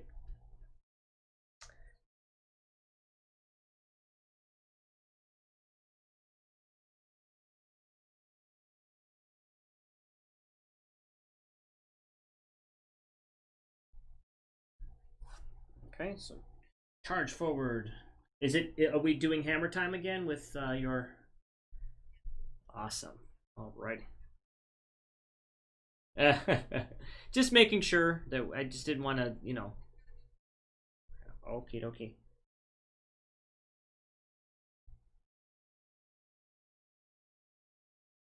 So the hammer connects upon the ogre's large shoulder, and it's like 7. Oof. Yeah. And the ogre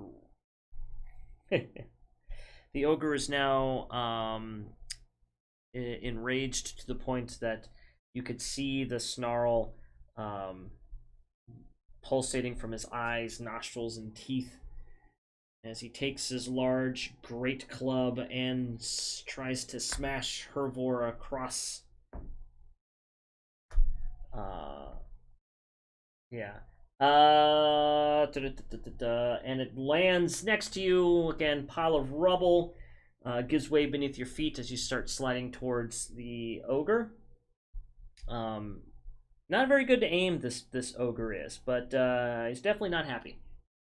Definitely not happy. Alrighty. Where are we? Oh, I know what I was gonna do.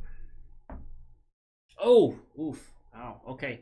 The ogre then screams outward, and what appears to be another loud roar, and yeah, 2 more kobolds appear from behind the area behind him. Okay. They have little slings, and they are going to pop up and shoot at, who is yellow? That's Cram. And a couple of rocks land next to you, and one bounces right off your head. Ow. Yeah. And you take 3 damage from a rock smacking you right in the noggin as a little kobold slings a few stones towards your way. Okay. All right. Cram, back to you.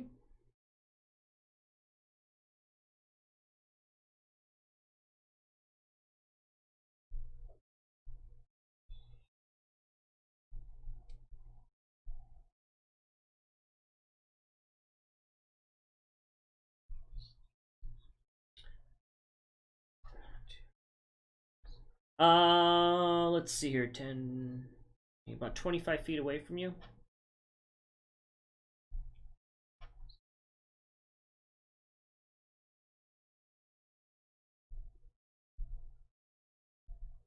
Wet yourself. Okay. And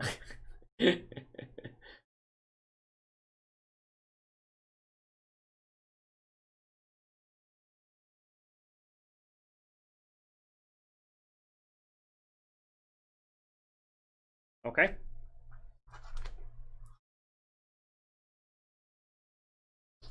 Burning hands? What? Just be careful what you touch with those hands. It's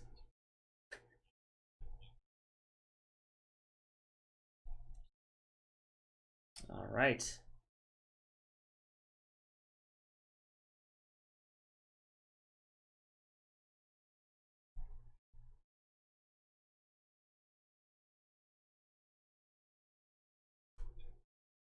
Okay. What's the save roll on that? Dexterity, you said? Dexterity, okay. I have to hand it to you. I was not expecting you to to do that. Ah, your character's pretty handy.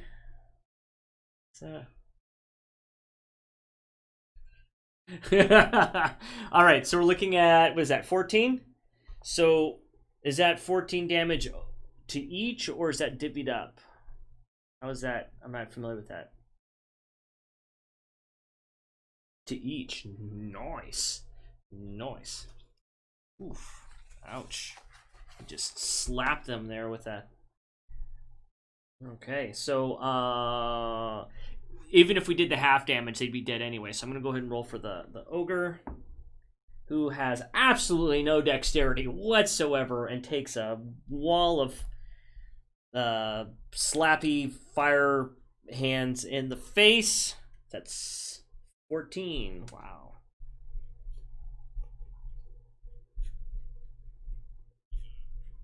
All right. Okay. So the ogre puts his arms up in the air to try to stop this flaming hand slap from knocking him upside the face, and he then screeches in pain and becomes even more enraged with the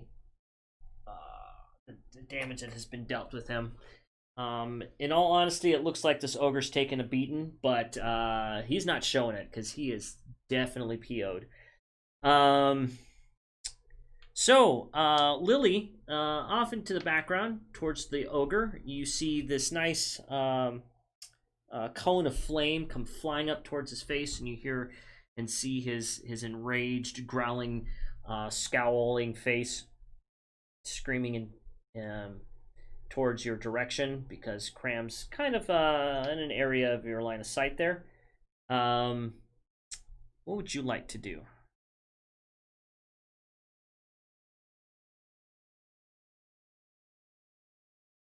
How much damage did the ogre take? Or are you going to do your pointy finger thingy? Man, you guys have your hands all over this guy. Okay. All right. Yep. Where are we at on spell slots for that? Or for that cantrip? Okay. Oh, I didn't realize that was a cantrip for you. Oh, you know what? I don't have your sheet. That's why. Okay. Gotcha. You can tell that he is definitely not very well clad in armor. He seems to be pretty weak in that sense. Probably a good 11 or higher would easily get a hit on him. But he is a very sturdy, strong ogre, and he's sitting at a little less than half of probably what he could take. So you could definitely dish out a lot of damage to this guy without him being taken down. So he's probably a little less than half of where he should be for defeating this particular creature. Um, as far as weaknesses go, you're not really seeing much in the way of a weakness other than they're just not very intelligent. So, you could tell if you keep moving and trying to outwit him, he probably would get confused very easily. At this point, you probably could play a game of tic-tac-toe with him and still outsmart him. Chess might be a little bit too a bit much for this guy.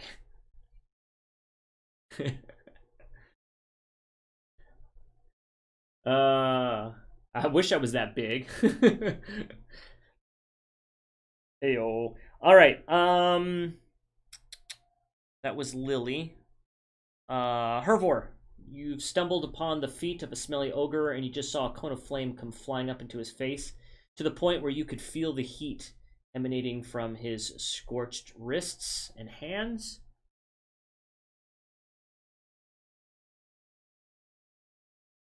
All right. Since you've slid downward towards his feet at this point, you're now going to slam a hammer into his big toe. Go ahead and make a roll. Nice. Completely smashing away the digits upon his feet. Go ahead and roll for damage. Ooh.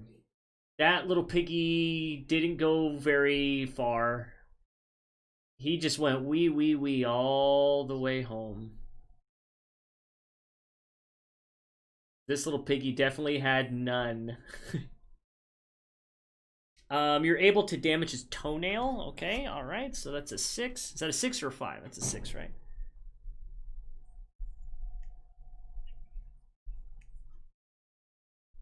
All right.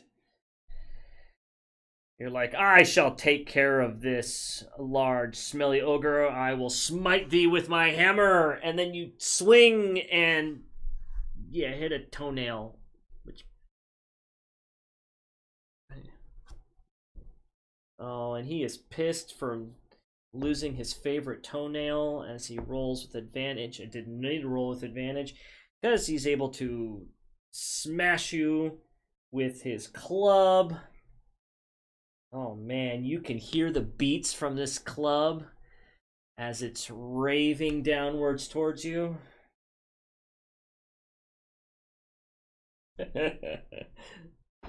Oh man, he just... Oh man, as it lands towards your legs and at the base of your torso, he just dropped the base on you. And that is 8 damage. 8. Wait, you don't get bludgeoning, right? Okay, yeah, 8 damage.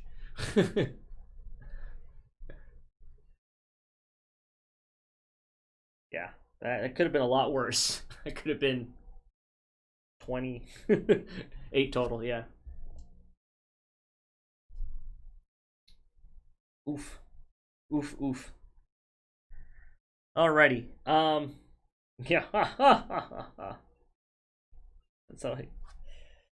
Oh man. He was definitely dropping mad beats on you there. Cram, back to you.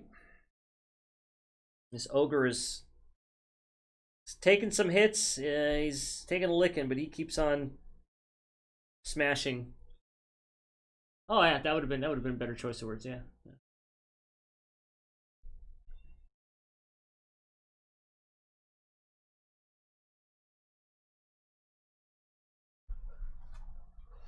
All right, so you're gonna move around behind him. He doesn't see you, so you're gonna have an advantage there. Roll. Yes, sir. You get yourself a sneak attack. He is occupied right now with his favorite toenail that just came off. Very nice. Well,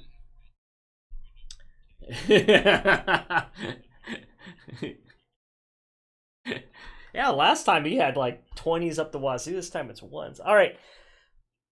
All right, let's go ahead and roll for damage. And I believe you get sneak attack damage on that too. So you're going to be rolling some dice here right now. Okay.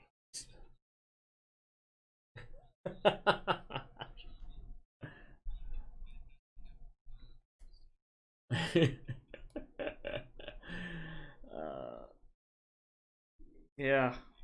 Man, thought this guy would be dead by now, to be honest with you.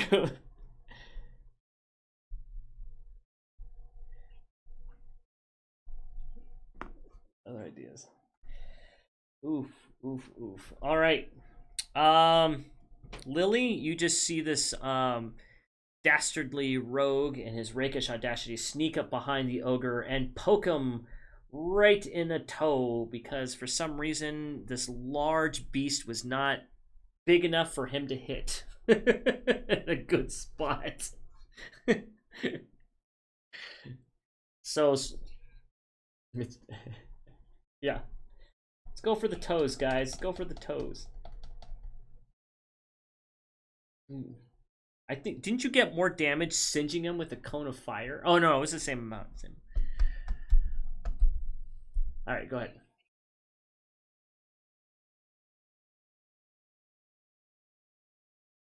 Do I think that the ogre would love to have a female? Are you going to try casting an illusion of a female ogre? We know ogres are very slow, lumbering creatures that are easily distracted. Honestly, a butterfly probably would do the trick. I don't know if you want to try to create the illusion of another ogre.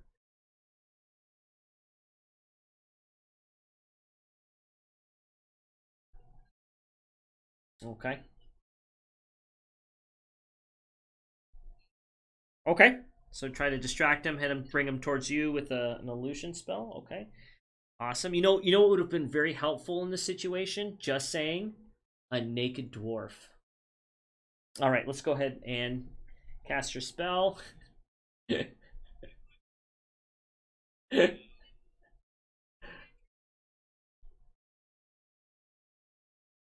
Okay. Distraction. You don't have to roll for your illusion, correct?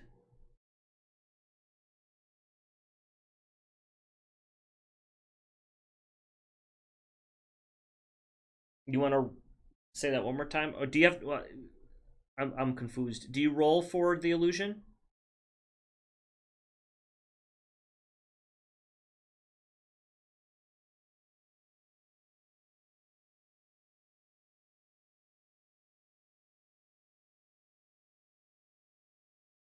The ogre and... Oh, Hervor.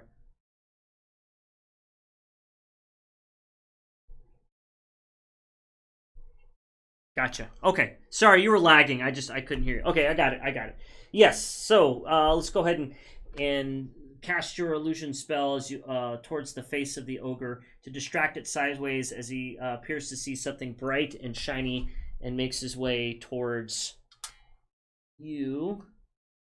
He's now been distracted by the light. Oh, look, pretty butterflies.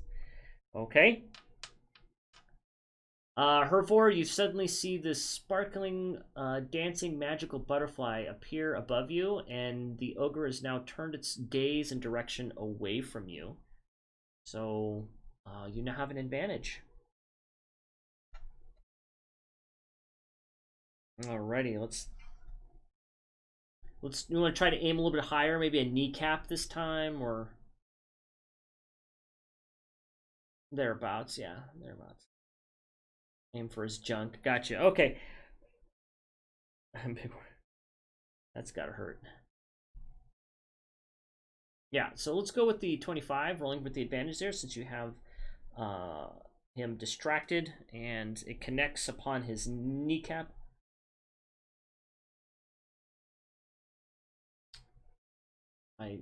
Oh, there it is. Is that an 11?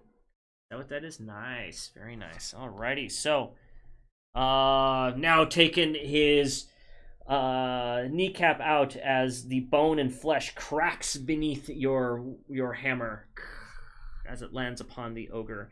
The ogre then lets out a scream of pain as it stumbles towards the ground. Let's see here. I gotta count my numbers. It is now prone, and it has now dropped its weapon, and it is extremely vulnerable, curling up upon the floor. It tries to grab its club and take a swing wildly at you, but it misses as it flails around above his head. Cram, you now have a crippled ogre lying partially curled up upon the floor in front of you.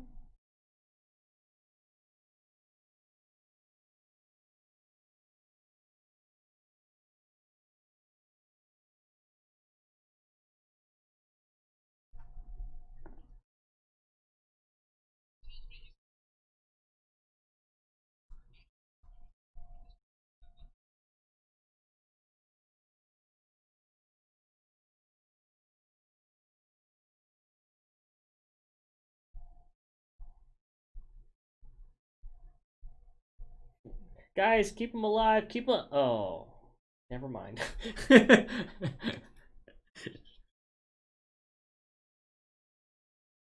It's yours, Cram. I'm sure you would. Remember, this is an ogre, not a bear.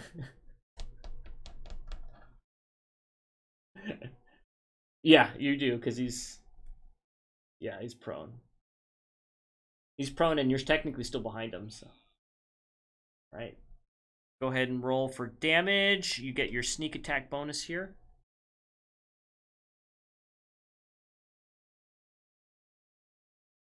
Very nice. You then take your sword and put the finishing touches as your rapier slices through his eye sockets and then puts the ogre down for good. As he slouches forward and falls to his death. Rip ogre. F in chat.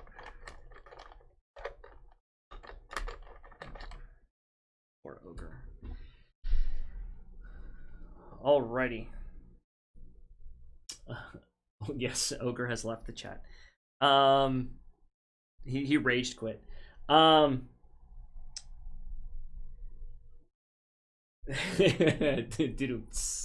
You're all weak. All right, let's go ahead and make a perception roll. Let's assess the damage and areas, see if there's anything else in here that may be of immediate danger.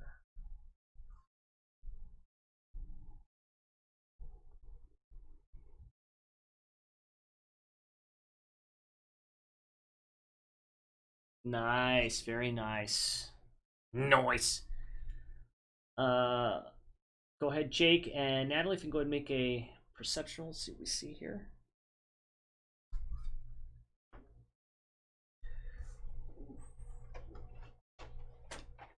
I'm sorry, I missed the number. I've got my head down below. 14? Oh, there we go. Okay, 20.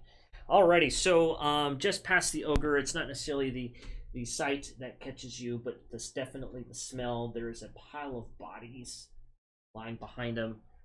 They look to be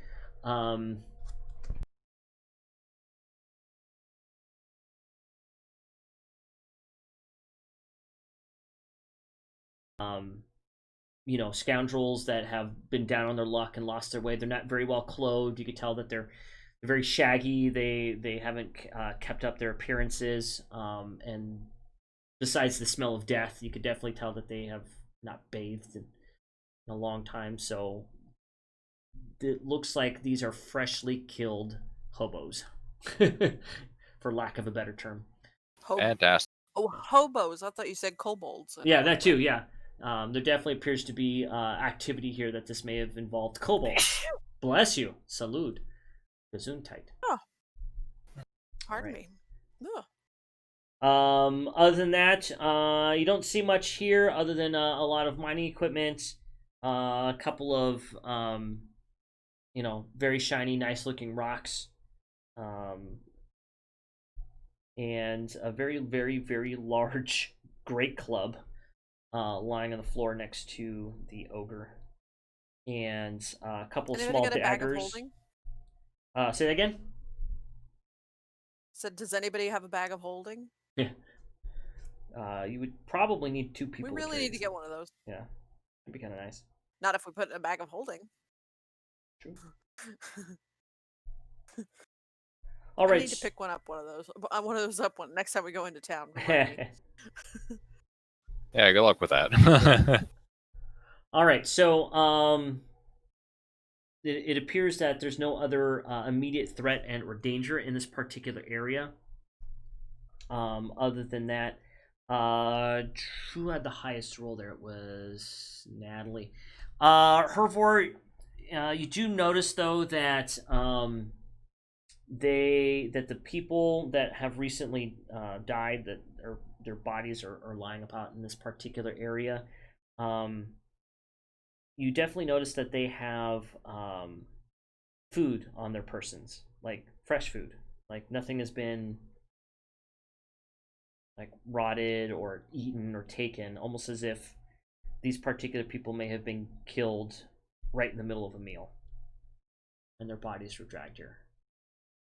I'm looking at them. Does it look like they might have lived in a sewer at any point? They definitely have that rank smell that is familiar with you from a previous adventure that we may have encountered. They kind of do smell a little bit like cram. Oh, thank you. Oh, I'm Fantastic. sorry. I misspoke. I meant crap. Sure you did. It was typo. Totally a typo. Oh yeah. Yeah, but they definitely have been crammed in here. Another one. Okay. So, I try to take note of those to be features or anything to maybe describe them to the innkeeper's son the next time we go back to town. Okay. To find out if they are the ones from the sewer. Like to, as disgusting as it seems, I'd like to search the bodies and stuff like that for any, personal items, anything like that that might either be valuable or 2 help identify them. Okay. All right. Let's go ahead and do another either perception or survival, whichever one's higher for you. And then Drea, if you want to make a roll too. What'd you say, Drea? She's looking. She's looking also. Okay. Oh, okay. So we got 22, very nice, and 22, very nice. Alrighty. As you look through the dead, torn apart bodies there that kind of smell like death and waste. Yeah. Let's see here. Let's go ahead and roll to see what you guys find in there. Oh, nice. Okay, so you guys each. Oops, wait, it's the wrong dice. You guys each find 2 healing potions. Mm-hmm. Just the regular healing potions, not the greater ones, just the regular ones. So that would be 2d4 plus 2? Yeah, 2 each, so there'd be 4 together. So 2 for you and 2 for yeah, 2d. Yeah, it's 2d4 plus 2 for those. Mm-hmm. Yep. Oh, I have to talk about how they work. Yeah, that's. And then Yep. My D5 screen, I actually printed out a little thing for my DM screen so that I would always know what they were. Probably a good idea to do. Like I said, I'm more so the storyteller, and I go through here and I go, oh, look at this, look at that. Ghetto, I made my own. All right, and then you also find 2 bottles of wine. If you each want to take one. As long as it's red, I need it. Oh yeah, I love red wine. Makes me feel so fine. Seriously, it keeps me rocking all the time. What are we up to, like 22 now? No, actually 39. Oh boy! Wow. Wow, that's No, that's getting 29. sad. Sorry, 29. Okay. I Okay. can't Okay. count. I'm not that What that about far off. 39? What? What about Number of 39? dad jokes. Number Oh, of dad I'm jokes. keeping Horrible track dad of Jokes the and jokes. dad puns, jokes. Oh. dad jokes. Yeah, dad jokes. I'm running out of post-it space. That's how I bad thought it it is. was 69. It's That would pretty have been bad. Yeah. Did you get that joke? It's like 69, it's twisted upside down. Wow. Okay. Wow, Drea, you're like a cancer among That's us. going You know on. that? It's terrible. It's awful. Oh, The it's an broken astrological 30. joke. No, There you go. no. Thank you. All right. Nope. 31. Capricorn, excuse me. All right, let's go ahead and shall we do a cutscene, head back to town so we can kind of start wrapping this up? Because we're looking at about 20 minutes. If I'm looking at my timer. While 20 minutes or so, while yeah. we are headed back, I would like to question Cram about whatever it was that he lifted off of Dom. Don't worry about it. No. Don't worry about it. Oh, No. yeah, we're kind of doing that.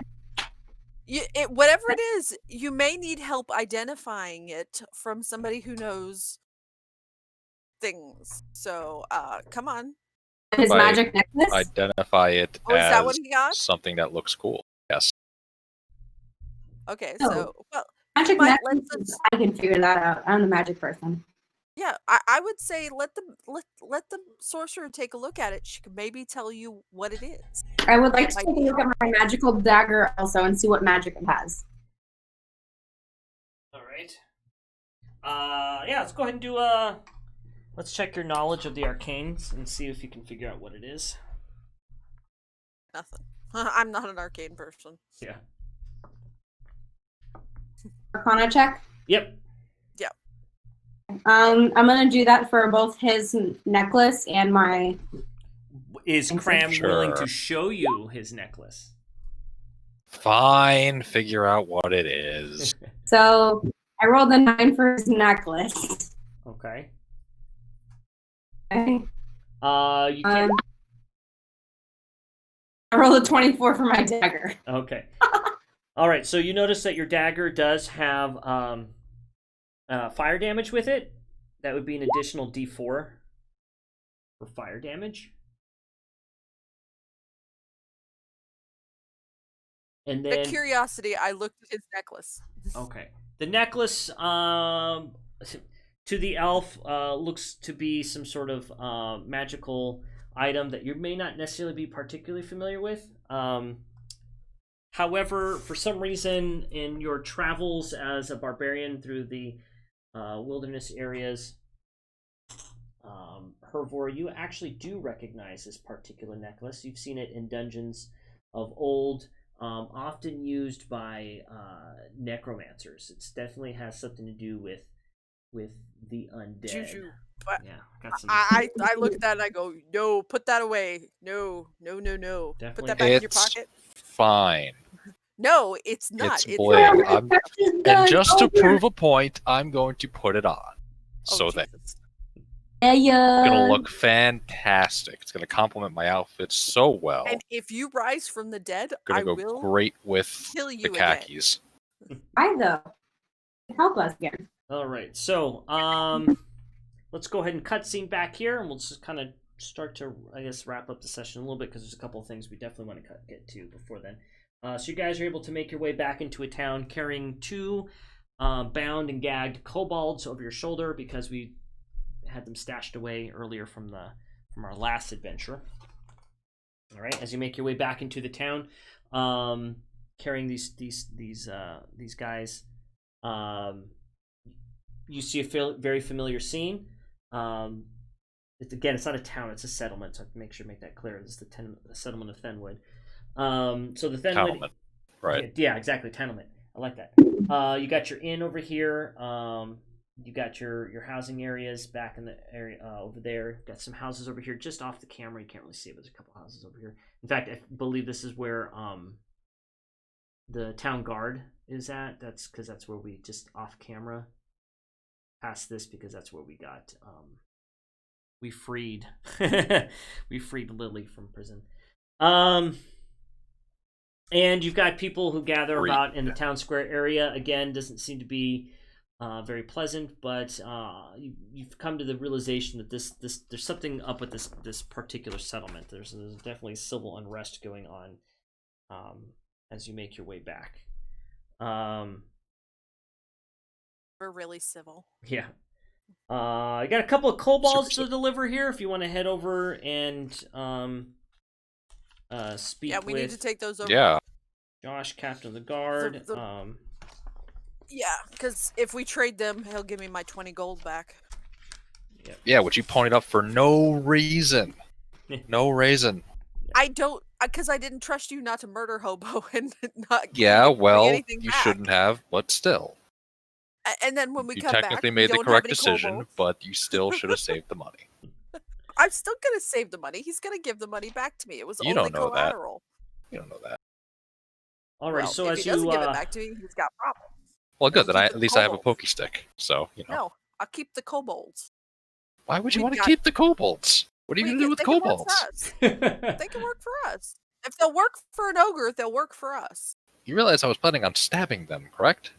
Yes, which is You why know, I'm for trying to keep them entertainment. It's Oh, kind of my thing. entertainment Ugh. purposes. I love it. I absolutely love it. only for Called entertainment gladiatorial purposes only. combat. So as you make your way towards the town guard area, carrying the two kobolds over your arm and having this deep, involved conversation about whether or not you want them to work for you or you want to stab them. Stab. Yeah. You see young Jerickson, that is the lad who is the son of the innkeeper, walking towards you. And he says, "Oh, good. I'm glad you guys are back. Name. You Young have Jerickson. Yeah, Jerickson, because Jarek is the innkeeper. This is Jerickson. Yeah. See how that works? Yeah. I mean, it could be Jarek daughter, but you'd have to wait till he's older to make that. It's his choice. rap. It's his rap name, Young Jerickson. Yeah, Jerickson. It's with apostrophe SN Jerickson, with a hashtag and a asterisk in there. All right. Young Jerickson comes up to you and says, "Oh, friends, it's good to see you again. I'm glad you're back." He goes, "You wouldn't believe what's been going on around here since you've left." He goes, I have to tell you, there is so much going on in this town that everyone's starting to fight with one another. He basically tells you that his father's trying to keep the peace here because there seems to be two... the town seems to be split in two. There is a faction of people who are trying to support Andrea Dumas, who is vying to become the town mayor, or the townsperson that's part of the council and heads up everything here to establish this actual settlement to becoming a town. And then there's also another person named Sylvan, who is a high elf, and she's gathered some people on her end to try to get people to sway to make her kind of the leader of this particular area and settlement. And he says recently people have been disappearing. He's not sure what's going on, but there's some evil workings or things going on here, and his dad's starting to get really worried because he's losing a lot of his regular customers. His shipments haven't been coming in again, and he has nothing to do with it. He swears up and down he has nothing to do with it. But he says whatever you're doing. Go ahead. Oh, I was just gonna say, I was gonna describe some of the people from the pile of bodies to him to find out if any of those people sound familiar to him. He lets out a sigh, and you can see that sadness has overtaken his face, and he says, "Yes, those are the people I've been feeding down in the sewers. I had, he's saddened to hear that they're no longer there, and he's curious about what's going on. He says, I don't get it. First it's goblins, and now it's kobolds, and he says, I think an evil has come across the land, and I fear it's gonna overtake our settlement long before it ever sees the light of becoming a town." And he says, "I'm gonna head back to my father. He needs help in the inn, but please come see me as soon as you can. He wants to speak with you about this." Anything else Will you'd like do. to say to the young lad before he? I do want to ask him if, considering we found somebody wearing a necromancer's amulet, I might be like how well do you know this Dom guy who is out in the in the mine? Is he real familiar? Is he from here? Is Um, he says, "Oh, Dom Shortbeard. Yeah, Dom Shortbeard was part of the Shortbeard clan that came in several years ago, into the town of Phandalin to help discover the lost mine of Phandelver, and the Shortbeard clan has been part of that group of hired miners to go in and kind of clear out the area and start establishing towns and make this land prosperous again. He doesn't know too much about him, other than that he is part of that dwarven clan, but he pretty much keeps to himself and does his own things with his mining, hires his own random people. There's word that he even hires nature-loving exhibitionist type dwarves to do work for him. can you blame him? For those of you who are just watching at home, we were introduced to a character last week named Nat Rockseeker, who was a dwarf hired by Dom Shortbeard and Rockbreaker. Yeah, I'm sorry, Rockbreaker. I was Rockseeker. Hold on. Rockbreaker was Rockbreaker. But No. maybe one of those. Yeah, I have it Rockbreaker. written down as Rockseeker was Rockbreaker. the Fair enough. a previous Right. Yeah. dwarves. Yeah. So Nat Rockbreaker is a naturalist. Let's just go with that. She loves nature. Yes. She's definitely a natural. And then he says to you, why do you want to know about him? We haven't really seen him for weeks now. He didn't come back to town. He says no, he hasn't, as far as my knowledge goes. We haven't really seen him around here for quite a while, for quite some time. Huh. And then he Very says, odd. I really need When to get... we went out there to help him, he was supposed to come back. So, Well, then he won't be missing anything. You never know. so he's going to take off back to the inn to speak to his father. See him kind of... I will happen to mention it seems odd that we go into a mine. Yes, it's infested with kobolds and an orc, but there was a dwarf wearing a necromancer amulet and a whole bunch of dead bodies in the back. Somehow I don't think the kobolds and the orc were the bad guys in this situation. But on the other hand, he had a sweet necklace, and now he does not. Well, this is true.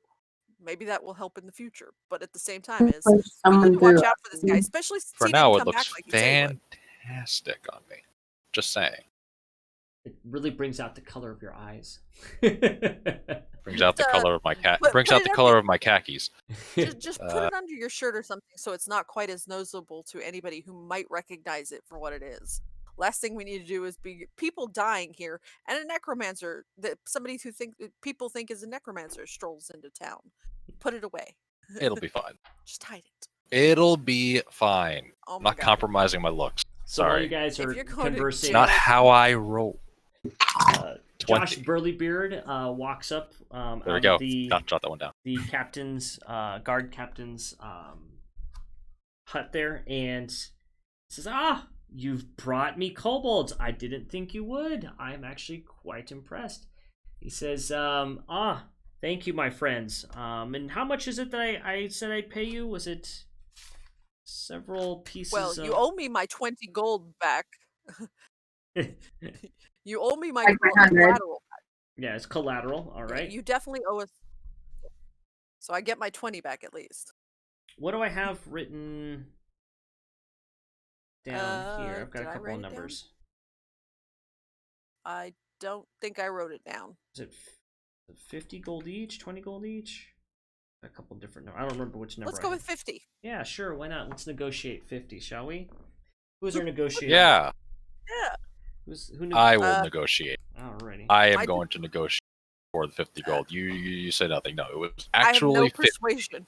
I have zero So persuasion. go Sorry. to pay up with the 50, Yeah, I think and throw in some bling. Yeah, I think I got 25 each, and then I wrote down 20 here, and I think that's probably the 20 for collateral that we had from last time. I think is what it is. So, Mhm. all right, so let's go ahead and see if we can negotiate. Make sure he still sticks with the deal here. If you want to do, let's see here. Nothing on intimidation. I mean, I can try, but I got nothing on. Are we doing intimidation Yeah. or persuasion? Either, whichever one's higher for you. It's the same. It's the same for me. Yeah, it's the same for me. I got nothing on either of them. It looks like it's up to me. All right, looks That like is it's up so to Lily intimidating. and her illusionist's charm. As soon as, okay, you know what? Roll 20 just put me onto a survey. Congratulations, you're today's lucky winner. Oh, good, awesome. Did you win the gift card? That's silly. So I got a 17. Nice. Something at least. Okay. All right. He then looks at the beguiling charms of this beautiful elf named Lily. Who's way prettier than the person who actually controls her. I'm just kidding. No, burn. Oof. Cheap shot. Cheap shot there. Dude, Dom, you Cheap remember shot. she's in the building. Oh, that's right. Yeah, my bad. Yeah. He comes Oh, she's at barging in the secret black site. I'm gonna grab you with snap too. Wow. Yeah, sure you She's at were. the secret black site. What are you talking about? Says the person who's Well, I was wearing- gonna put it on your tab, but Yeah, I paid it out. I paid out my tab last time. All right. Anyways, Nice. yeah, as I said, stimulus check. Yay. So you're able to persuade him. He says he will give you 25 gold apiece for each of the kobolds, and give you back the the 20 gold deposit that you had given in. So that is 50 Per gold kobold? pieces. 25 pieces per 50 kobold. gold each.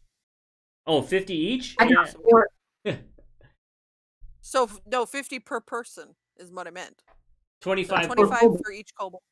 25 gold for In each total? kobold, so it'd be 50 total. 50 We had total. four That we kobolds. Are we starting a party kitty, or are we just dividing it up? Wait. You only have 2 kobolds. Remember, you wrapped up 2 last session.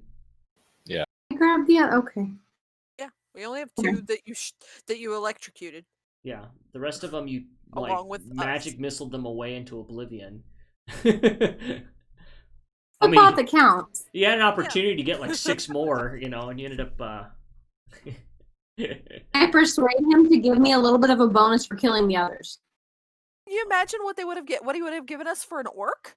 But nobody listens to me. Ogre. It was an ogre. Just throwing that out there. But, yeah. Or ogre. I'm Yeah. sorry. But still- throwing me in the contract.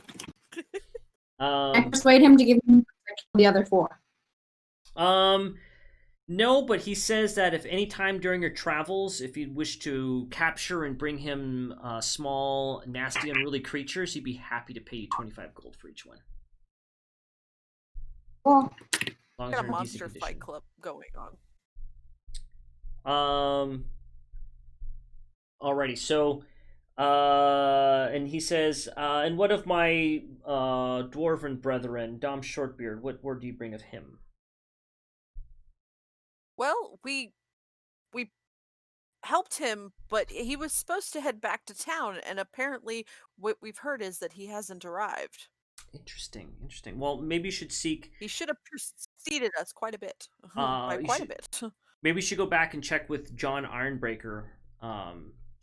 He seems to be the closest to know about him in his ways. Maybe he's holding up somewhere, or maybe he went to see John and hasn't talked to anybody else in town yet. That would be his only suggestion. He's the only other dwarf in town. Also, too, you've got this Eric Jerickson that asked you to talk to his father in the inn, and I don't think we have any other outstanding side little quest things here. Let me see here. I don't think so. No, I think those are the only people we've talked to. I mean, we came across some other people. I think we remember last time we were here, Stephen Bertray was trying to sell you some lovely mushrooms correctly. I think somebody bought some. Yeah. I think that's it. Yep. Okay. Alrighty. So, adventurers, where would you like to head out in town? We've got a couple places still that we have not explored yet. There's a few other buildings on the far end of town. Well, you've got, of course, your inn. Well, we I got want to 3 save that. minutes. Yeah, we might want to save that for next adventure. Yeah. And, oh, well, gosh, look at the time. Yeah. and rest. Yeah. Yeah, we got Alright. 3 minutes. So, shall we? Innkeeper's gonna let us rest for free, right? Yep. He's as long as you've been doing work for him, he's allowing your adventurers to. Fantastic. So let's go ahead and do that. Let's wrap it up. Let's just remember that the next time we come in, we're going to be looking at the innkeeper for some more information about what's been going on. We'll go ahead and heal you up too. So if you want to erase your damage, any damage that you have, because we'll just call it a night there. And then also too, we didn't award experience points last time. Is that correct? We did not. Yeah. I thought we were gonna wait until we finished this adventure, but yeah. Okay. Well, So let's go ahead do it and now, I guess. Yeah, let's go ahead and award, so you guys can go ahead and level up at home, and then just message me and let me know what you did, and if I can make adjustments here on your sheets or whatever, you want to print out another one. Right. So let's see, we did the ogre, we had a couple of kobolds. So this far, yeah, with the ogre, we had the kobolds, we had the spiders and the drow from last time, and the goblins from last time. No, you and I got the goblins, not her. Right. Not Drea, though. Yeah. And we said the spiders too. But we'll be polite and share our XP with her. I was like, wow, man, I was in prison. Really? My Oh, choice whose either. fault was that? Mine. Just saying. So okay, so if I'm doing some quick maths here, so we're looking at 1100. Is that right? Can't be right. That's a lot. That's a lot. What did you say? That seems like a lot. Yeah, it does. I think I no, added we wrong fought here. a lot. Hold on. Yeah, well, I mean, you see, you took out And that 2 was- drows, you took out what, like 2 spiders, 4 spiders, 6 kobolds, the Four- ogre. Three spiders. Or, Oh, was it Okay. 3 spiders? It was 3 spiders, right? is it 4 Yeah, spiders? it's 3 I thought it was spiders. 3 spiders. Yeah, it's 3. Okay. Okay. Yeah, no, so that puts you 2 at drow. 900 experience. Plus you've So, you've depending on where we started, yeah. that is not enough to level up. No, We no, no. fight. What about what we fought today? Are I you going think to it- calculate that? I think at level 4 is what, like 1100 or so? 27. 27. No, 2700. 2700 for level 4. Let's see. I gotta look at you guys' sheets here. That's right here. 2700, yeah. Yeah. Yeah. And if we start out at 900, that's we're at 18. Yeah. 18. Yeah. So more than likely by the end of the next session you should be able to level up. So I'll try to So we're at accommodate 18 time right for- now? Yeah. So, Okay. yeah, you guys should be at 1800. 1800 right now. Nice. All right. Okay, so for those of you who just finished up watching here, I appreciate you guys sticking around as we kind of stumbled through this last session here. Just quick takeaways before we exit for now. Anything you guys want to kind of add on to this? And we had some lag issues and connection issues at the beginning, but what are some positives? What are some negatives? What are some takeaways? We'll start with Drea. Go ahead. A lot of fighting. Again, still more with story and background, and we don't know as much of why are we here in this place and who these people are in relation to us, or we're just wanderers and jobs. So more character development. You're looking at more plot, kind of that development. I was hoping to get to a little bit more of that today. We did kind of go through the ruins and stuff a little more slowly than I was anticipating. I was hoping to kind of knock some of that out at the end of our session, but we kind of Blame Cram. yeah, we kind of lagged a little Hey. speaking of Hey. which, Cram, Hey. Yes? Jake, what are some takeaways from this? What do you think? Well, first off, thanks again to Wizards for hosting us, which was kind of awesome, and sponsoring the stream and everything like that. And but yeah, it was a decent bit of fun. You know, the action moved pretty quickly. There's plenty of intrigue. I definitely do kind of regret not going back and eavesdropping on what that little dwarf was. But hey, I got a sweet necklace out of it. You know, that's pretty good. Got Glowing ominously green, but that's totally fine. Nothing wrong with that. It's Yes. typical day. kick you down know, the door, and, smash yeah. and grab. Yeah, well, looks good. That And works. I really need to learn how to poke things better, apparently. Gotta learn how to get Hopefully, this. roll 20 Really? will be kinder. Yeah. Yeah. Maybe that's what it was. Maybe last time they were updating. Let's change it back to the previous update. All right. And Oh, yeah, last yeah, but not yeah. least, Natalie, a couple takeaways from this before we exit out because we're a little bit over Went time. well, other than my reckless party mates. Hey, Hey. I resemble that remark. Other than that, no.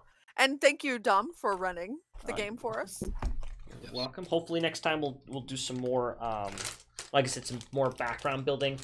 Like I said, our timing was a little off, so I may have to readjust some of our scenarios here. But I want to make sure that we get to plenty of it, as we get a little bit here for you guys, of course, for our viewers at home or wherever they may be. Thank you again for watching our stream here from beautiful Las Vegas, Nevada. Little Shop of Magic. Today's adventure was sponsored by Wizards of the Coast. Thank you, guys. Awesome. Alrighty, we're gonna go ahead and end for today. We'll see you next week. Same time, same channel. Oh my goodness, I almost Bye, guys. name dropped something there. All right.